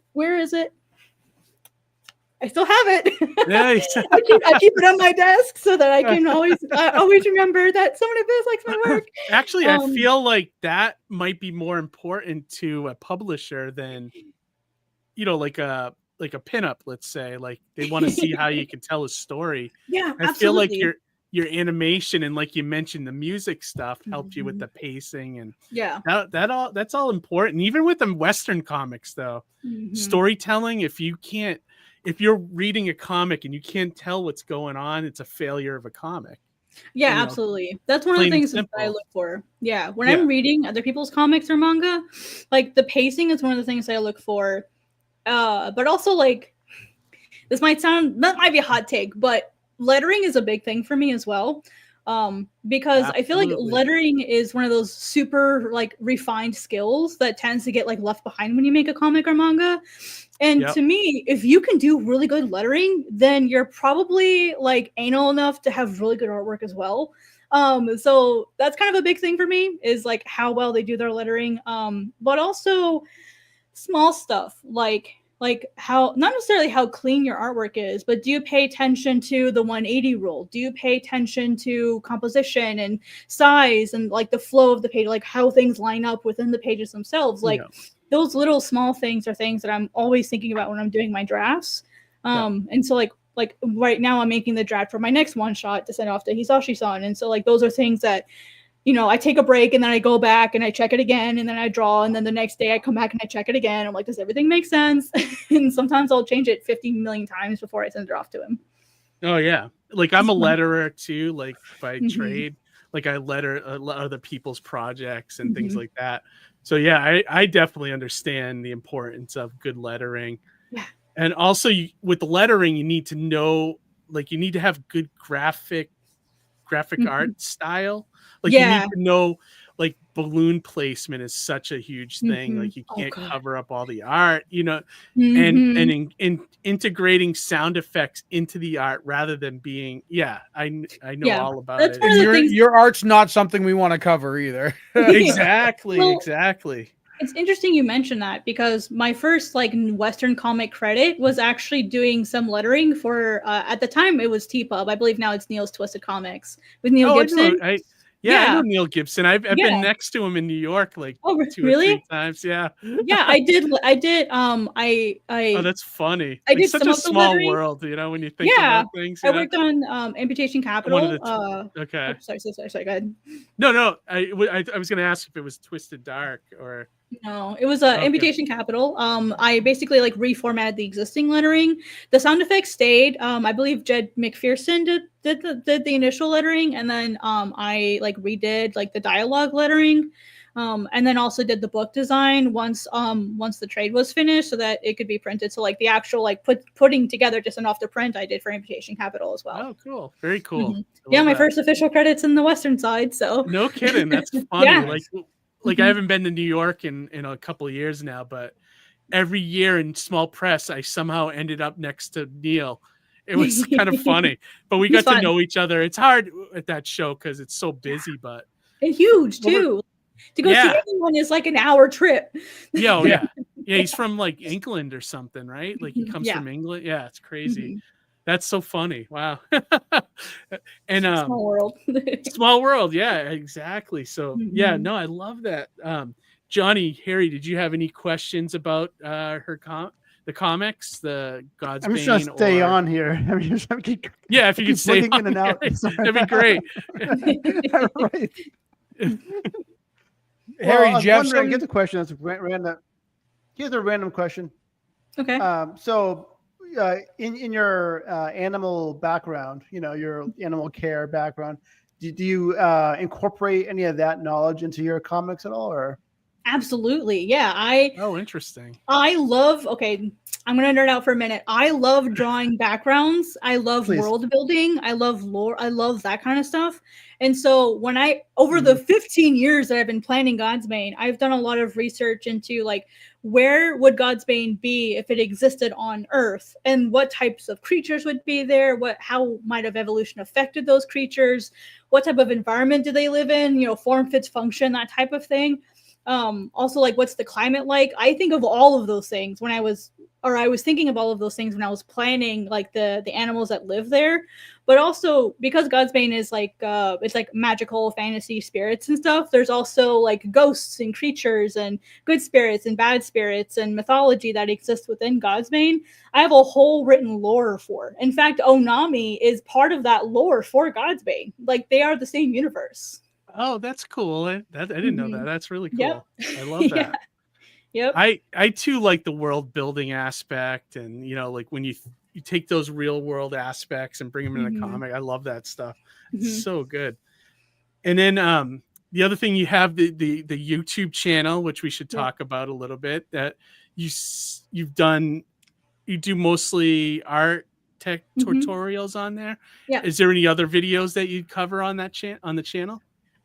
Mostly just like manga tutorials and streams. But I am starting a new podcast on the 1st of February. Cool. Yep. It's called the Untitled Diary of a Mangaka. If you guys are familiar with my book series called Untitled Diary of a Mangaka, it's basically that, but in podcast form. And I'll be talking about things like, the indie manga community and what I think we do well, what I think we could do better, but also just like my own experiences, like as being a like Western mangaka, that's like not in Japan, my experiences with Viz, my story, how do I get here? I would really love to eventually bring on other Western mangaka to talk about their experiences. Eventually down the line, once I get a little bit more practice doing it by myself. I've never done a podcast before, so like I have to figure out how all of that works. But that's something I'll be starting the 1st of February. And right now I'm just making a bunch of episodes and preparing them. And where could people find out where it's going to be and all that stuff? Are you going to mention it on YouTube or some of your social media? Yeah, it'll be all over my social media, as well as my community tab. I do have a monetized YouTube channel already, so I do have that community tab. So you should be able to find it. It also, like, if you have a YouTube channel, or sorry, if you subscribe to the channel and you hit the bell icon, like, you'll make sure you get every single like video that I post. And once I start posting, I'll post once a week. So that's awesome. Yeah, got a lot of people championing it already. Comic Man says looking forward to listening to it. And Opal Line says I'll be tuning in. That's awesome. Yeah, I feel like that's important info that no one's getting out there though. And you have a unique perspective, having interned and had a one-shot done with Viz and stuff. I feel like you have a good perspective with creators, like the creative side of manga. So this will be good. You've There'll hit be your good master's content. hours, I'd say. I hope so. I feel like also the draw, I'll talk about this a little bit. My experience at GlobalComix also provides a lot of insight. Because I work on the community team, I basically talk with creators and publishers all day. Like that's my job, is to be there for them, hear them, help them reach their goals, like whatever. Like I do, for example, like one of the things that I do to give back to the community is I do hour-long sit-downs with creators to help them understand, like to help them like what are your goals and how do we get there? Like what types of self-promotion are you already doing? What can you be doing? Like, is your goal money? How do we get you that? Is it views? How do we get you that? We sit down and we just like problem solve together. And through doing stuff like that, and also I'm a lot of the social media, so like Twitter, Instagram, Threads, Blue Sky, Facebook, like I'm there like all the time. So I'm constantly interacting with people. And I feel like that's one of the things that gives me, like, I'm not trying to toot my own horn or anything. I'm just offering my opinion. I feel like because I stand, like, I have like one leg in Western comics and I have like one leg in manga. I feel like I have a really unique perspective being someone that's like worked in both sides. And I'm hearing constantly stuff from both sides. And I'd really love to like eventually be a bridge between like Western comic creators in Japan, but also the Western indie comic community and like the manga community that we have here, because the indie manga community specifically, I feel like is really fractured and we aren't as united as we could be. But also like the manga industry, like indie manga industry in Japan has far more support for people. Like one of the largest conventions in the world is an indie mangaka. It's an indie manga convention. Yeah, Comiket. I believe it. Yeah, 300,000 people in a weekend. How much? 300,000 in a weekend. Oh, where is this show? What's it called and where is it? It's called Comiket. And it's based, Comiket, and it's basically like an indie manga convention. And they have different vendors on each day, which makes it really cool. But what's great about it is it's all volunteer run. Like, and it's at the Tokyo Big Sight venue, and it's twice a year. There's a summer market and a winter market. But it's all indie mangaka. Like, so the way the indie manga system in Japan works primarily is you do have the individuals, but they have groups called circles. I guess the closest English word would be like a collaborative, like folks that work together.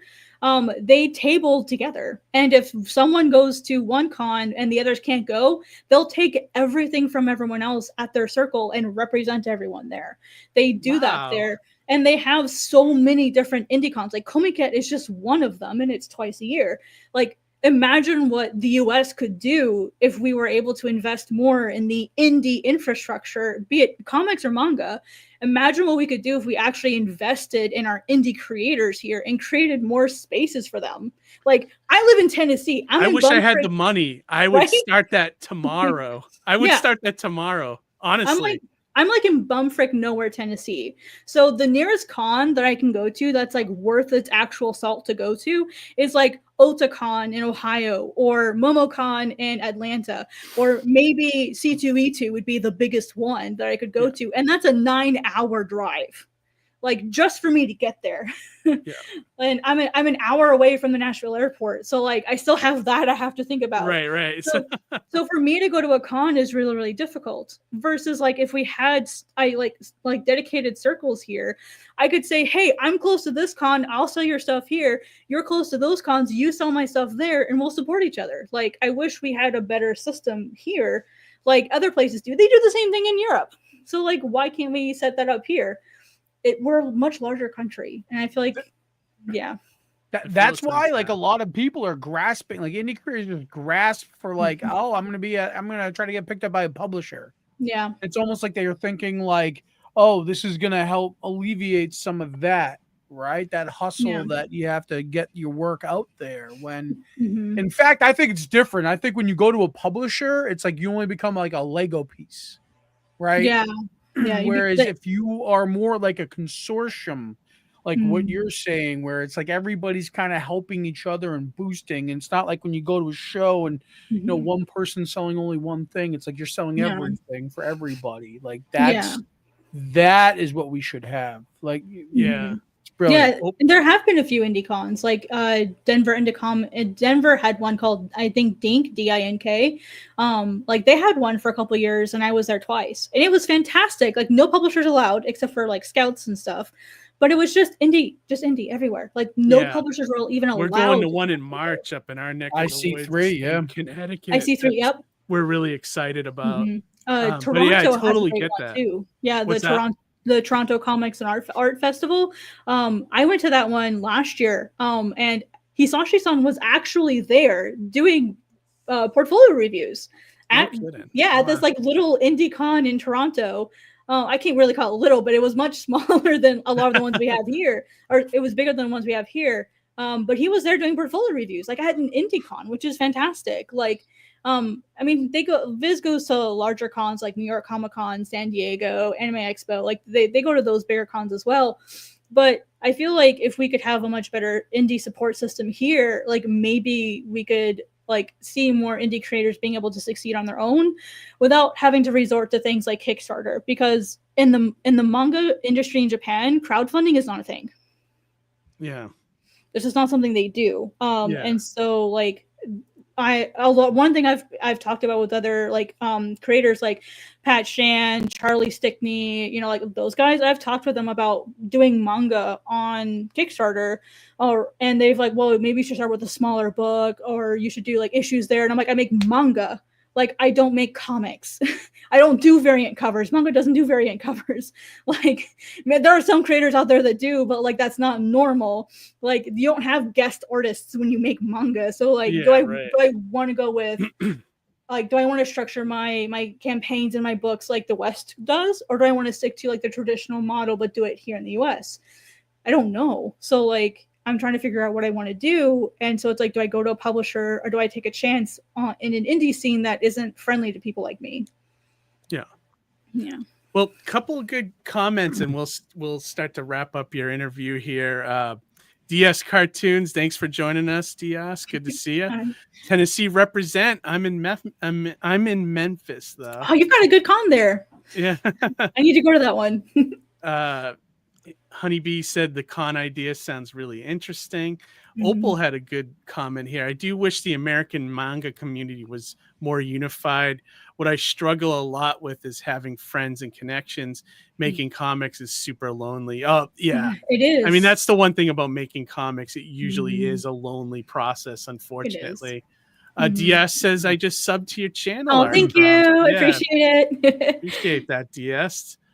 Opal said, I went to SPX where they had the like small mid-sized publishers, and it was super fun, but very little manga, sadly.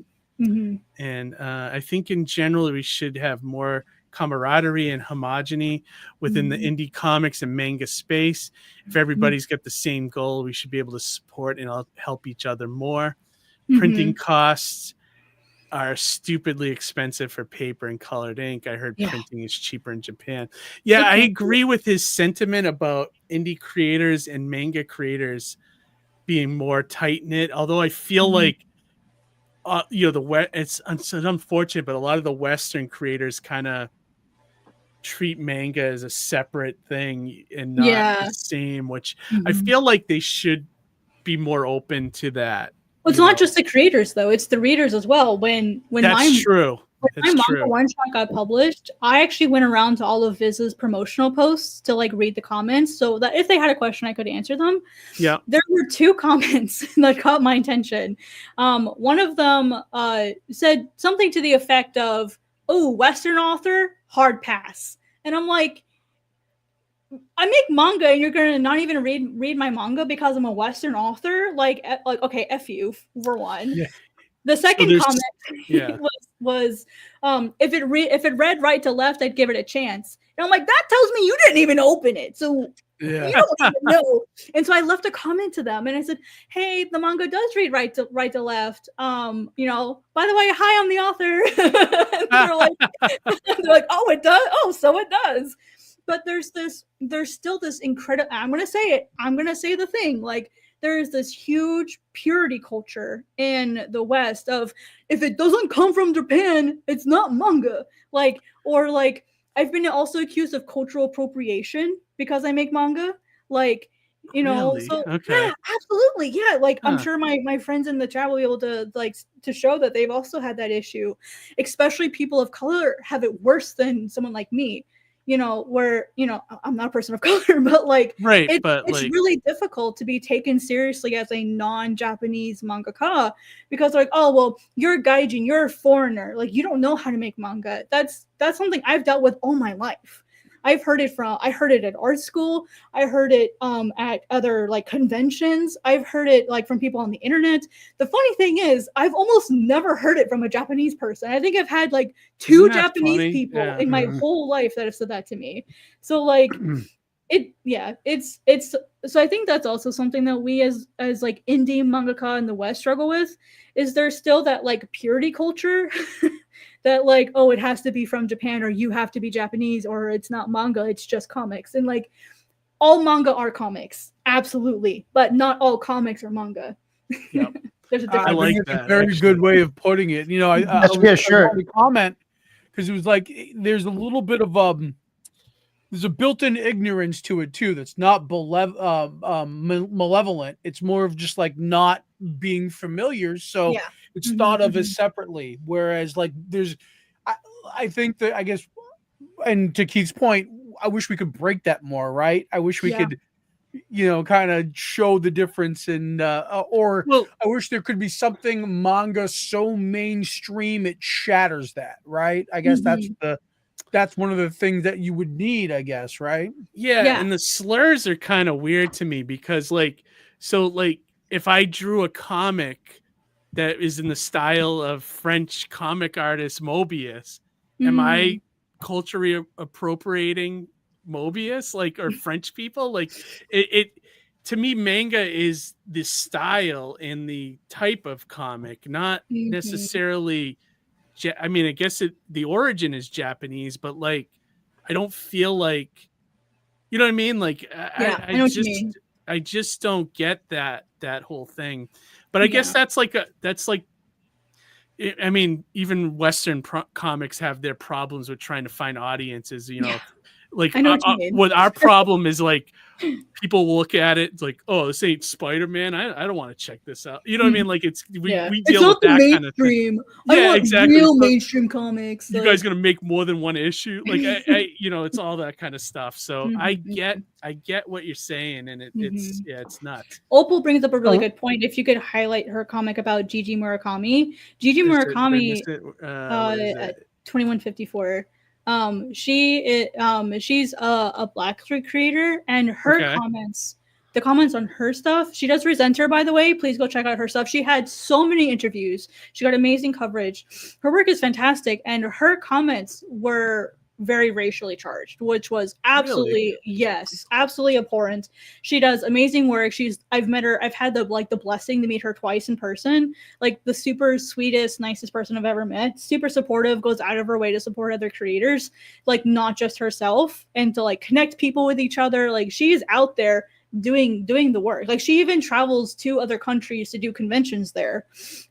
She's based in the States, but she's traveled to lots of places. And it was like, I thought my comments were bad, and then I saw hers and I was like, what's wrong with people? People are terrible. Yeah. And so that's one of the things I really want to sort of do with my podcast, is I want to just talk about these things. I want it to be like here's what we are dealing with. Like, let's talk about it and let's figure out how to fix it. I feel like trolls that everywhere. You know what I mean? Like trolls everywhere. But I feel that's a great niche for your podcast, and I wish you a lot of luck with that. I feel like you could definitely have a unique voice in this industry, and you probably help change the view of, you know, that's the goal of this stuff, you know. So so please keep an eye on ArtCrumbs channel and community tab for when this you said you're just going to start in February. Yep, beginning of February we'll start. We'll put out I'm going to put out 3 episodes like within the first couple days, and then from there we'll start weekly on Monday. And weekly, it's going to be a weekly show. That's great. I'm sure you have tons of areas of manga you could talk about. And I mean, I feel like we only scratched the surface tonight, but I learned a tremendous amount. This was such an awesome crash course in manga. I love that we did. Well, invite me back and we can talk about some more. Yes, absolutely. We will. Absolutely, we will. Yeah, definitely. Come back. How they felt part of the show. Promote something, and yeah, we would love to have you here. Yeah. Any other social media you want to mention before we kind of close off the interview? Any other place? Sure. I shared the channel out earlier. I'll share it out one more time here. Yep. So right now where I'm currently hanging out the most is Twitter. That's mainly because a lot of the work that I do for my company is on Twitter. So I try to have a pretty good Twitter presence. Like for my own account. And it's ArtCrumbs with 2 S's. I'm not super active on Instagram, but I do post there occasionally. And right now I'm trying to make Blue Sky my new home. I'm not happy with how the CEO of Twitter is acting lately, so I'm going to be trying to move over to Blue Sky. Yeah, hear that. And YouTube. Yeah, Blue Sky and YouTube will probably be my primary places moving forward. As far as where to read my work, for right now, GlobalComix is like the biggest place you can read it. I'm not serialized yet, so right now it's GlobalComix. Yeah, I'll share your author page here on GlobalComix as well. I'll put this in the chat if you guys want to follow and subscribe to ArtCrumbs channel. And then anything else, ArtCrumb, that you want to mention? Nope, just a new episode of Godsbane will be dropping on Wednesday. I was going to put that out today, but I decided to push it back. You know, it is MLK Day, so it's not about me. So new episode on Wednesday. I'm really excited. There will be chapter 3 finally going out on Wednesday. Nice, I was able to utilize the weekend to get the rest of that fine-tuned. So yeah, I mean, that's it. Just keep an eye out for the podcast. And if you guys are interested, let me know. Or interested in any like specific topics you wanted me to cover for the podcast, like, you know, just leave a comment. I've got my community tab already open, like with a post for that. So just drop a comment and I'll see if I can add that topic. I've got 62 different scripts that I've got as far as topic ideas, and I want to add more. Awesome. Looks like we got you a couple subs. My wife is subbing tonight too. That's awesome. Yeah, it's so great. We appreciate all your audience coming into our show as well. If you have it in your hearts, give us a sub as well. We talk indie comics, and you know, we love highlighting creators such as ArtCrumb and elevating the media. Let's bridge indie and manga, you know. Yeah, let's do it. Creators, you know. Yeah, I feel like that's the next step, and the future of comics is heading that way, I believe. Yeah, if you need a manga specialist on board, or you know, for a specific episode here and there, let me know. I'd be happy to offer my thoughts. Not a bad idea. It's not a bad great idea, actually. Yeah, it's a really good idea. I'd love to incorporate a little bit more into our show with that kind of stuff. Just let me know. Awesome. Well, ArtCrumb, thank you so much for joining us tonight. We appreciate your time.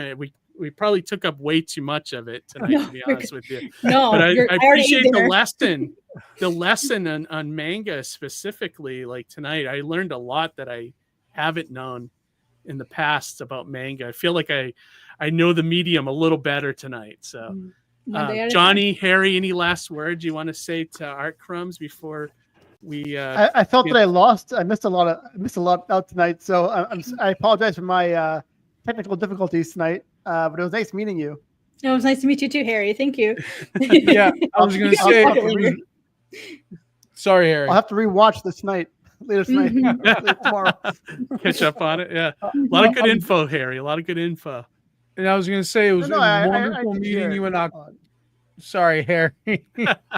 Sorry, Harry. I don't mean to step on you, man. My bad. But I was going to say it was wonderful meeting you in October. And it was great finding out more about you tonight. Oh yeah, thank you guys for having me and like elevating my voice and my platform, and absolutely, you know, also like all the work that you guys do. I know you've had like some of my own friends and like my own colleagues, and you know, some of us at GlobalComix on the platform as well. So you guys are doing the work. So I'm glad I could bring you guys some more viewers today. So yeah, good luck with the rest of the year. Well, we're gonna let you go. We're gonna carry on with some more of our nonsense. So we'll let you go for tonight. And once again, appreciate you for coming on the show and joining us. Absolutely. Have a good night. Thank you. You too. See ya. Bye. Good night. Man, I was really was impressed with awesome. that, Johnny. Like, I really Yeah. like. I mean, a great, unique perspective to this medium. Like, just I mean, ton that I learned tonight. I don't know about you, but I learned a ton about this. You know. Yeah, and she's wicked smart. Like that was like she's wildly intelligent. I was very intimidated. I know. I was just fascinated in learning. Yeah, I think a lot of fascinating aspects, but the one that I was so shocked that just started drawing like 15 years ago. Like you know, like I picked up a pencil when I was like 8 years old, like, you know, and started drawing cartoons and comic strips at that age. And it stayed with it, you know, throughout, you know, all my adult life and college and high school and everything. And then, but I'm fascinated by that whole thing. And yeah, very, very cool. And I never thought of the other thing, that aspect I liked is I never thought about music being part of like your pacing for stories and stuff. That I thought was really cool and interesting, you know? Yeah. But Harry, did you pick up anything? I know you were dipping out like every 2 seconds. Like, yeah, I was having technical difficulties. Technical difficulties too. I'm not sure if it's the weather or what, or maybe I might need a new computer. I'm not sure what's going on here, but it could be a number of those things. It could be all of it, yeah. So, but yeah, I was able to listen to it on the phone too while I was dipped out. So I did hear a bunch of it, but it's pretty interesting. I mean, I don't know anything about manga at all, actually, until this show. Actually, yeah, I never heard of it. But I mean, I know a little bit, and I've read some like Johnny, Yeah. but I'm not like an avid reader. Like, I'll pick up a few things here and there. I think the last one I actually read was Berserk. I haven't kept up with it. I know there's new chapters, but I did read a good chunk of that one. And my favorite anime of all time is Lupin the Third. So I did buy a bunch of Lupin the Third manga when that came out here. And I don't know if they still make it, or I'm sure Monkey Punch still makes it, but I'm not, 100% sure. I haven't kept up with it. But like I don't consume it as much as I do like Western stuff. So I gotta change that. I gotta find good ones that appeal to me and kind of, start following a series or something like that, So the first one I ever bought and read was Battle Royal. Somewhere that's a great one. I have that one too. I was trying to see if I can pull it, but yeah, I have that whole run too. That was a good one. It was like maybe like 16 volumes, and that one was pretty cool. I did like that one a lot. That was like when I was back at That's Entertainment. I was buying stuff left and right, and like, so. But yeah, no, very, very fascinating topic, and I'll definitely cut up this episode into smaller bits and share with the audience. I think there's a lot of really awesome clips we could pull from this episode for sure. Yeah, absolutely. It's just stuff that I think people will really like, so. But yeah, I love that. But you gents, what's new in your neck of the woods? Any updates on projects? Any new any Comic Cons you signed up for? Anything like that? They want to talk about? Johnny, go ahead. Well, nothing. No, I've already started doing more side graphic design projects. I already have a couple done. Other than that, just trying to survive this month. So nothing big going on right now. Okay. How about you, Johnny? Did you start any work on any new comics or anything? I know you're working on that one shot. The one shot you want to make with all your with all the shorts. Yes, yeah. So I am I'm kind of actively pulling that together. I'm waiting on some artwork. I need to scan some of the original art so I can get colored. So there's a few little things I need to do here and there, and a lot of it's really just monetarily waiting and being able to afford it and have it ready to go. You know what I mean? Yeah. I'm writing. So I have Sartana, which Joe Arnold is actively working on right now to do more of. He's working on a piece that Jeff Ryder wrote during New York Comic Con. So really? Jeff came to the booth and we were just chit-chatting. He's like, "Hey, I'm going to go just chill out and write for a little bit." I was like, "Okay." he came back like hours later and he's like, I wrote 10 pages of Sartana for you. Here you go. You're welcome. It's like, what? It was just really cool. He wrote this really awesome story that is totally like it's totally written in either yes or no. Like it's all 10 pages. Like the all words are either yes or no. Oh, weird. It's and awesome. It's like, so is it told more visually? A little bit, yeah. But I mean, like, so like every instance of yes and no is basically what propels the story. Oh, okay. I feel which is that really cool. my vocabulary.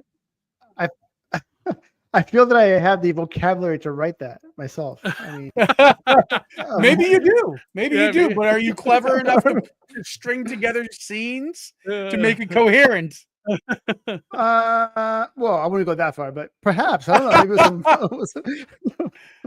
Maybe There's I feel like I would see that in an episode or an issue of Ice Cream Man. Have you ever read that comic for a Western comic? It's a horror anthology, and I feel like the writer pushes the boundaries of the medium.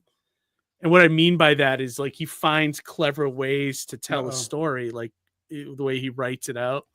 Like when I did my top 10 of 2024 comics, one of the storylines he did made the cut, and it was a 2-issue it was a 2-issue arc. And so each issue, it was about a car crash. So one issue was from one of the car's perspectives, and the other issue was from the other car's perspective. And the whole story takes place within 5 seconds. So he meticulously writes everything that's happening in the car, and he's like, it's like in 1 second, Susie's legs are gonna break in half. It's like it's really like this meticulous, like time, like the way he wrote it, and he does that constantly in this comic. Johnny, highly recommend really cool. if you can get it on Global, just start reading it. It gets really good in the teen issues because at first he starts to he's trying to do like a background story that just doesn't kind of work. And then he just realizes like it works better as an anthology.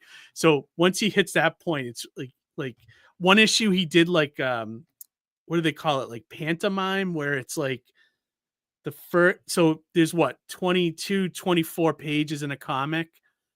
So he told a story, the first 12 pages is the same as the last 12 pages. So he tells a story that leads up to the middle of the issue, and then the same exact stuff starts to happen from that point, but backwards. It's kind of like Memento a little bit. Kinda, yeah. It was wild to see in a comic book form. Like, so everyone out there, if you haven't read Ice Cream Man, it's a very interesting book. Like not only is it good horror kind of stories, but there's like, the way he talks about stuff and the way he uses the medium is very interesting. Different than I'm seeing in a lot of creators today, basically, so. I was going to say, I'll have to add it to the GlobalComix. Like I actually am putting my digital GlobalComix subscription to good use.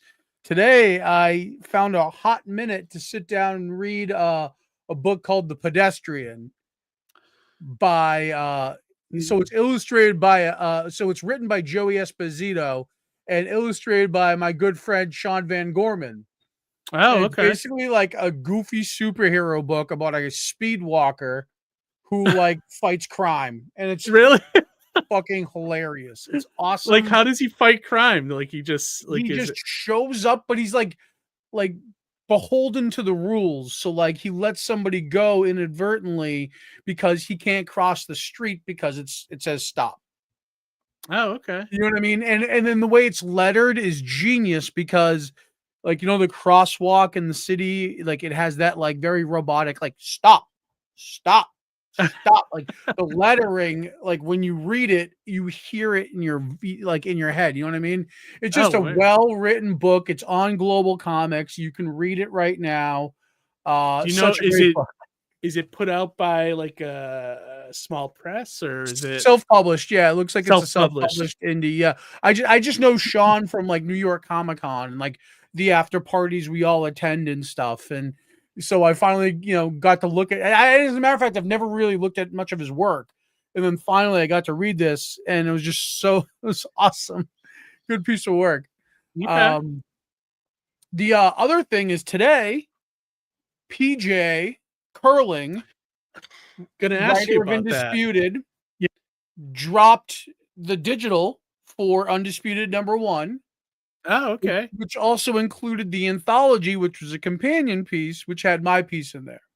Oh, okay. Now I was going to talk about that with the audience here too. That like, what a great idea! Like you have some of those unique ideas too. I got to admit, Johnny. So Thank the you. whole story's told from tweets, essentially. Like I can pull it up right now. I can share my pull it tweet up. right I'll now. share Hang it. on. But if you want, Keith, talk about while I'm doing this, so there's not dead air.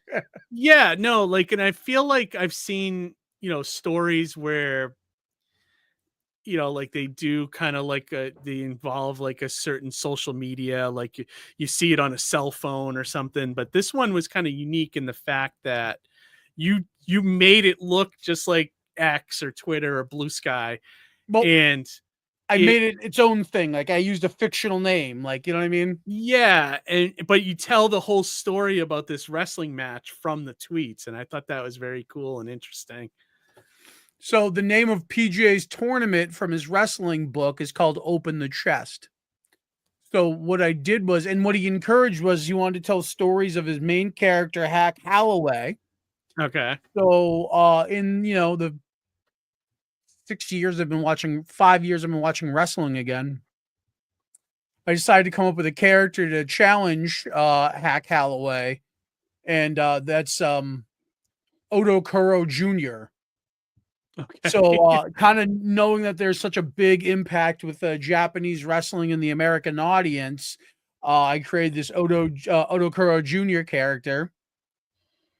And I just kind of had this preface saying that these are all skeets taken from Skimmer on November 3rd, which was the night of the tournament.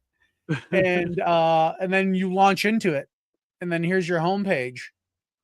Yeah, and I love that it look, looks exactly like Twitter and and X and Blue Sky, and you even have the trending topics and everything. It's great. Yeah, it was really just important to me to recreate the experience. So as you're scrolling through this, you're looking at what's trending, and everything's mostly relevant to 2012, except for who to follow. Like who to follow, I started running out of like topically relevant individuals, and I really wanted to kind of shine like some shout outs to some indie wrestlers and indie creators and things like that. So I kind of like broke my rule there, but everything is relevant and specific to 2012 here.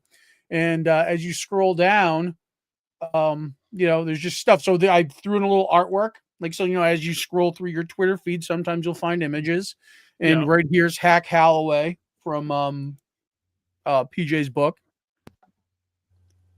Okay. Love and that. then we go a little bit further down. There's another image that was from PJ's promotional campaign. But I also tapped our good friend Mike Doherty from the Northeast to do commission a little artwork for us. This is really why I want to show this off. More so is because I want to show off a little bit of Mike's artwork here. So Odokuro Sr., in the storyline of this concept, Hack Holloway, PJ's character, retires this guy back in 98 or something like that. And that's told through these tweets. And so his son, Odokuro Jr., years later comes back to challenge for the belt and to more or less avenge his father. And here you have an action shot of Hack Holloway and Odokuro Jr. In this concept, Odokuro Jr. is a giant. So he's like 6'11". Think Big Bill if you're watching wrestling right now. And we got one more piece of artwork right there. Oh, actually, there's actually one more piece of artwork. And then this one right here with Odokuro with the belt. And it's a real fun piece to work on. We got a little reckless sidekick. I saw that right there. That's great. But yeah, this is really fun. I love like dabbling in just alternate reality things like this. You know what I mean? So yeah, I'm just Very real fun, happy dude. with it. Came out today. I think it came out great. Like I gave you some my thoughts on it, and I if you ever expand on it, you should do that tweet thread thing. I said just to fill in the backstory a little bit. Yeah. You just see a fan going, the history of this battle in 9 tweets, and like one of 9, If PJ ever works does something does it when he does issue 2, if he does something like this again and he wants me to come back, I might do another one where Skimmer was sold to some oligarch and now it's labeled Y. Because why? Yeah, right. That's great. And then speaking of ice cream, man, you can make some ice cream. What's that? No, speaking of ice cream, man, you can make some of those ice cream bars that the wrestlers had back in the day. Oh, yeah, there you go. That would be awesome. Like a fake ad for one of those WWF ice cream bars. That'd be fantastic. And then the other thing, one last thing to button this all up, and then I'll shut the hell up for everybody because I know I'm boring everybody to death. No, we love hearing about your projects, dude. So in creating this Japanese wrestler, Odokuro Jr., I was inspired enough that I think I'm going to port him into one of the Surrounded by Death stories I'm telling. Oh, yes. You mentioned that. That's great. Yeah. So it's just fun because it was like, I think I made a discovery. We were talking about characters taking over and speaking. Like, as I started thinking about this character in the context of writing this piece for PJ, I was like, oh, it'd be so cool to see him plugged into like this, my zombie apocalypse story of Surrounded by Death. So I think I'm going to work him in to the little side spin-off project. That's awesome, dude. Yeah. I have some awesome stuff to share for Mighty Mascots as well. Yeah, let's see. So some cool news is the Ogle brothers finished the script for their backup story, and Tanner's already launched into working on it. So he sent me some finished pages. So I love their idea for the story. So they are dealing with sports mascots. So the Mighty Mascots have to fight sports mascots, which I think is fantastic because I don't know anything about sports. I'm like a horrible. So like to see them actually tackle that subject, I was all for it. But, that's cool. I love his take on the characters and stuff. And he actually drew a couple of the sports mascots. So I'll show you guys that now so you can check that out. Did they use actual mascots or like just parodies? I think so. You guys will have to tell me, but this is like one of their first pages together. So it's like the sports mascots take over this sporting goods store. And of course the Mighty Mascots are called into action.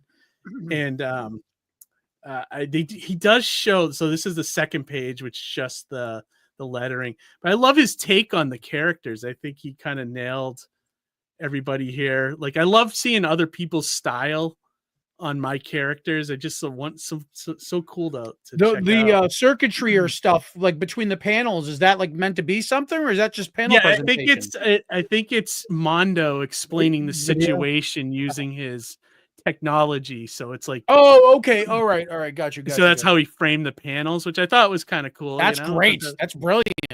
Great idea. And then this is the page with the mascots he's created. So Harry, you'll have to tell me if these are based on anybody. See if we can figure it out. Let's see.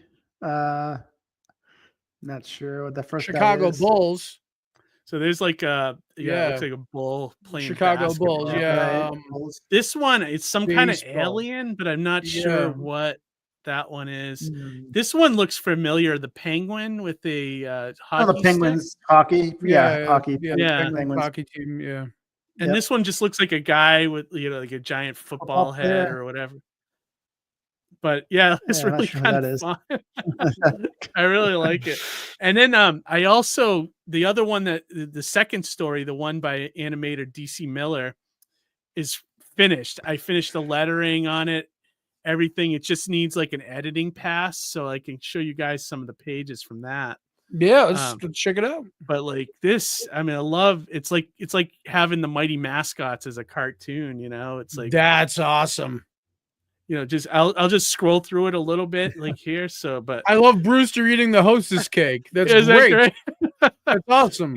He's also talking about other mascots, and this one they're fighting a like a crazy version of the Pillsbury Doughboy. Yeah, he calls himself the Dough Lord. Chucky Tuna, I like that. Yeah, is that great? But like this page is out of order, so I have to fix that. But this is the actual second page where he makes his grand entrance with his gingerbread army. I love that. Isn't that great? And I did the lettering on this, and it's a kind of a different style for me. I was trying to get more of a cartoony kind of look with the lettering so that it matched the tone of the story and everything. But it's very fun. Like, he basically encases everybody in these bread cocoons. Like, me and DC wrote this together, so it's kind of wild. But then eventually, the funniest part, he starts throwing around canisters of the Pillsbury biscuit containers. Oh yeah, the biscuit cans. Yeah. Because if anyone ever dealt with those, there's like dealing with live grenades, Oh so. Yeah, they're caustic. They'll explode on you. Oh yeah, exactly. So you drop one by accident. Pow! Yeah, forget it. Like, yeah, forget about it. But I love the way he draws the team, and like, just there's a great splash page coming up. Very animated. Like, this one reminds me of Saturday morning. Yeah, doesn't it? Like, doesn't this remind you? This panel right here reminds you of like Ren and Stimpy or something. Oh, like, absolutely, like Powdered Toast Man or something. Yeah, right. It's so cool. Absolutely. Like, and I'll stop at the splash page, but this is the splash page. Oh my God, are you kidding me? Isn't that amazing? Like, that is awesome. Splash.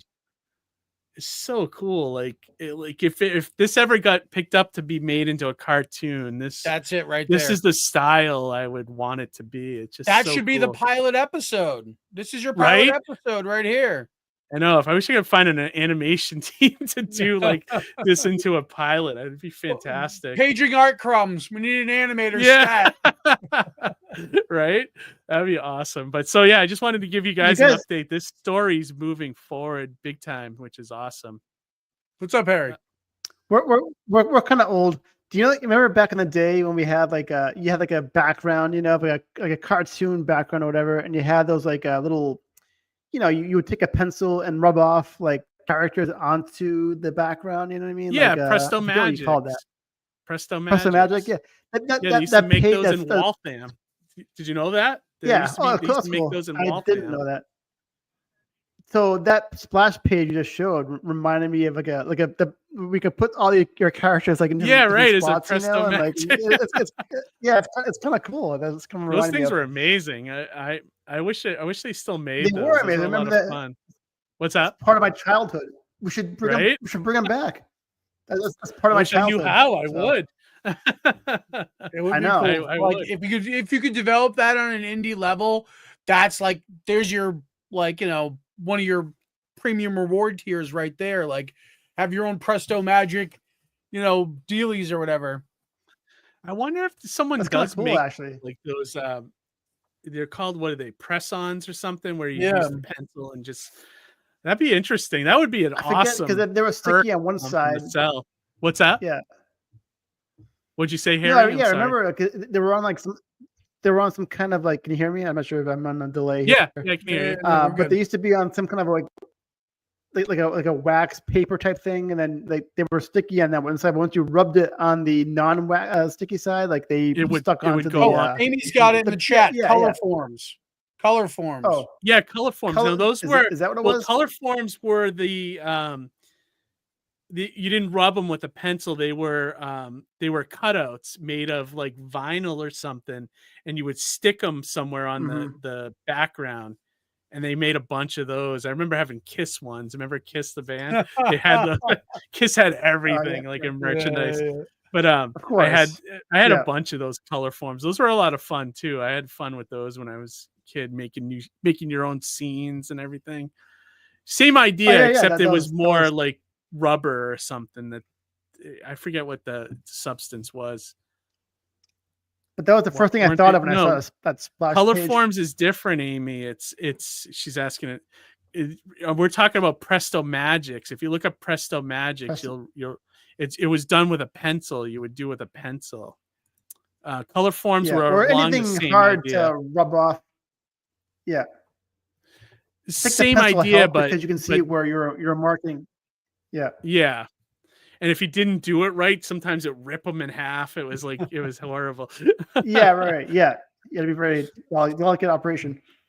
Yeah, exactly. So I thought, we'll start to wrap up here, but I thought before we close out everything, I would play one of Amy's new videos. So everybody out there watching us or watching the channel for the first time, we have a lot of tangents with Harry. Harry tells us like stories out of nowhere sometimes about different situations. And my wife, Amy, who's the moderator in the chat, loves to take Harry's stories and cut them up into videos, kind of like not making fun of it, but like, yeah, kind of making fun of the situation in some ways. So she made one about Harry told a story. I'm almost afraid to see this. Yeah. Told a story about Boston Red Sox legend Johnny Pesky and how he sort of almost caused his demise. So I'm gonna play the it's a two little over 2 minute video. So I'm gonna play this now. And then we'll start to wrap up after the show. So here you go, everybody. Enjoy.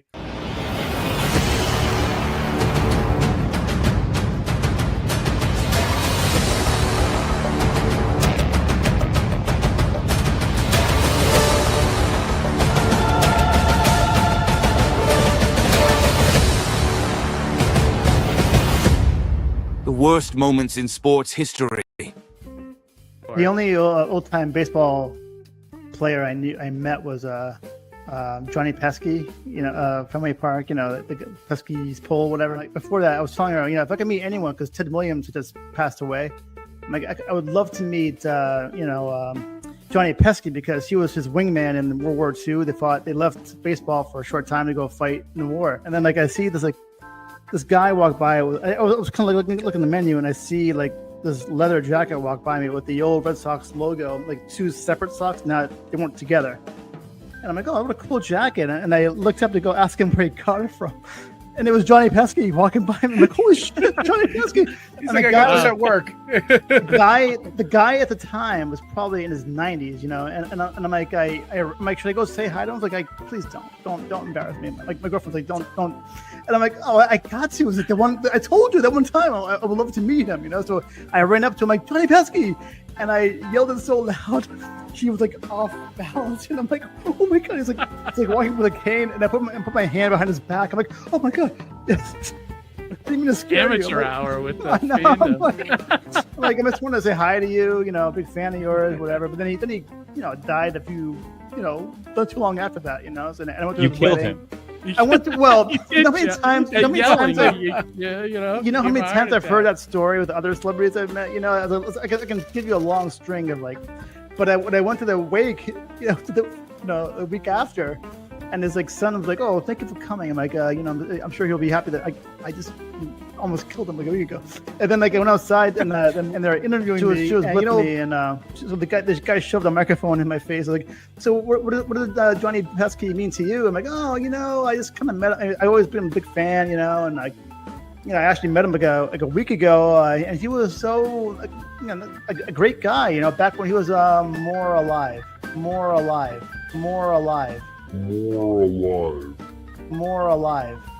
I couldn't think of what to say, and I said that line. Like, Harry, why would you say that? Like, I don't know. I wasn't thinking. This has been the worst moment in sports history.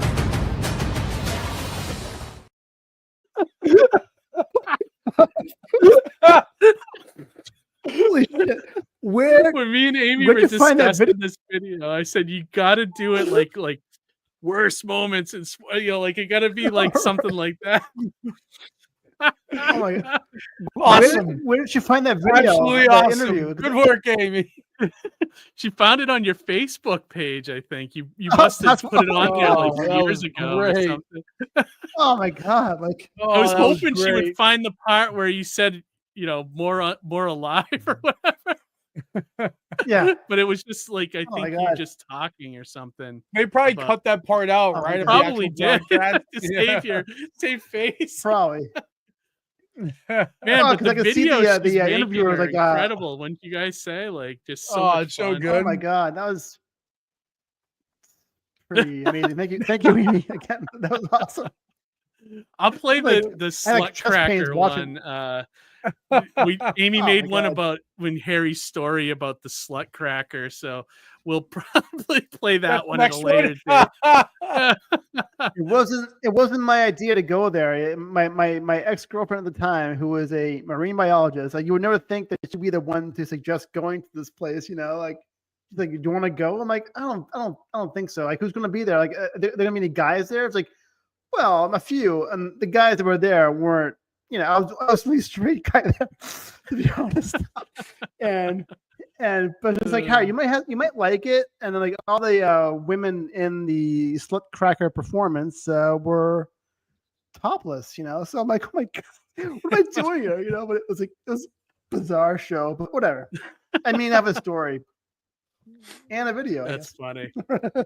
I did give Amy some more videos of like, I think it's just me and you, Johnny, from back before Harry was part of the show. Back when we had Gilbert on, there was a good segment where we were all talking about how bad Superman 3 and 4 is. I was gonna have her put that video together with like scenes from the movies and stuff. I think that's brilliant. Kind of fun. Yeah. And then, I pulled that time we were talking about the giant snake that my when I was over my sister-in-law's house and we had to go see the giant snake story. Did I tell you? Yeah. So I had to pull that too, so we could make that into a funny Stand By Me thing. Use clips from Anaconda. Yeah, exactly. Clips from Anaconda, and then like have her play the remember that movie? Stand By Me song, you know? So Yeah. did you remember that, Harry? That story? What the? No, it was like, actually, I don't remember that. We were at like my sister-in-law's house, and she got a call from her friend that there was like this gigantic dead snake, like about a mile from her house in the water. Yep. So we all got in the car, like we were in the movie Stand By Me to go see the snake body, dead body. And like, right. So we got there, and it was like it wasn't even a snake; it was like this giant root that the lady saw that it was like a giant snake. And she called animal control to come get rid of the body. And it was like, it's like this whole thing. It was pretty funny. So I had her pull that so that we could put that into a story. I think that'd be kind of a funny video. Would be funny. Too. That sounds like a swamp tail. Yeah, right. Could be. But all right. I mean, we've been going for 2.5 hours, so yeah, we might as well start to wrap it up. Thank you everybody that joined the show tonight in the chat. We really appreciate you guys being here, and I hope you enjoyed the show. And if you feel in your heart you'd like to see more content, come over and subscribe to our channel. We'd love to have you there. We talk about indie comics, do indie comic reviews, and gotta do more manga though. I gotta look into doing more manga, We should syndicate ArtCrumbs videos from her channel on ours as the manga. Not a bad idea. It's not a bad idea. Doing Harry? some I just want to say sorry. Are we I just want to say happy 91st birthday to Tom Baker, my favorite doctor growing up as a kid. And it's so sad to see him because, he's always, you always picture him being full of life, plump. Okay, am I on? So, curly hair with like big teeth, and now he's like, sad to see him because they showed a recent picture of him cutting into his cake, and he's like, pretty, he's 91 and he's like super skinny and like gaunt, and like. It's kind of sad to see your, one of your childhood heroes, getting older, but they're all there. Yeah, it's all gonna happen all but at least of us happy. Day, So I know we're all going to that blue sky. I hope it's not a social media in any sense. Right. But all right, thank you guys again for joining us. Johnny, Thank you to Harry, ArtCrumbs. yeah, ArtCrumbs. Thank you to ArtCrumbs for coming on the show. And shout out to my friend Jess. Thank you for watching. Absolutely, everybody. And any other thing you guys want to share before we end this one? Be kind to one another. Absolutely. All right, everybody. Thank you so much. We do these live streams every other Monday night, and we are live usually for anywhere from 90 minutes to 2.5 hours, like tonight. And join us, and most importantly, read some comics, everybody. You know, that's what we're all here for. So, all right, everybody, have a great night, great week, and we will talk to you later. Good night, everybody.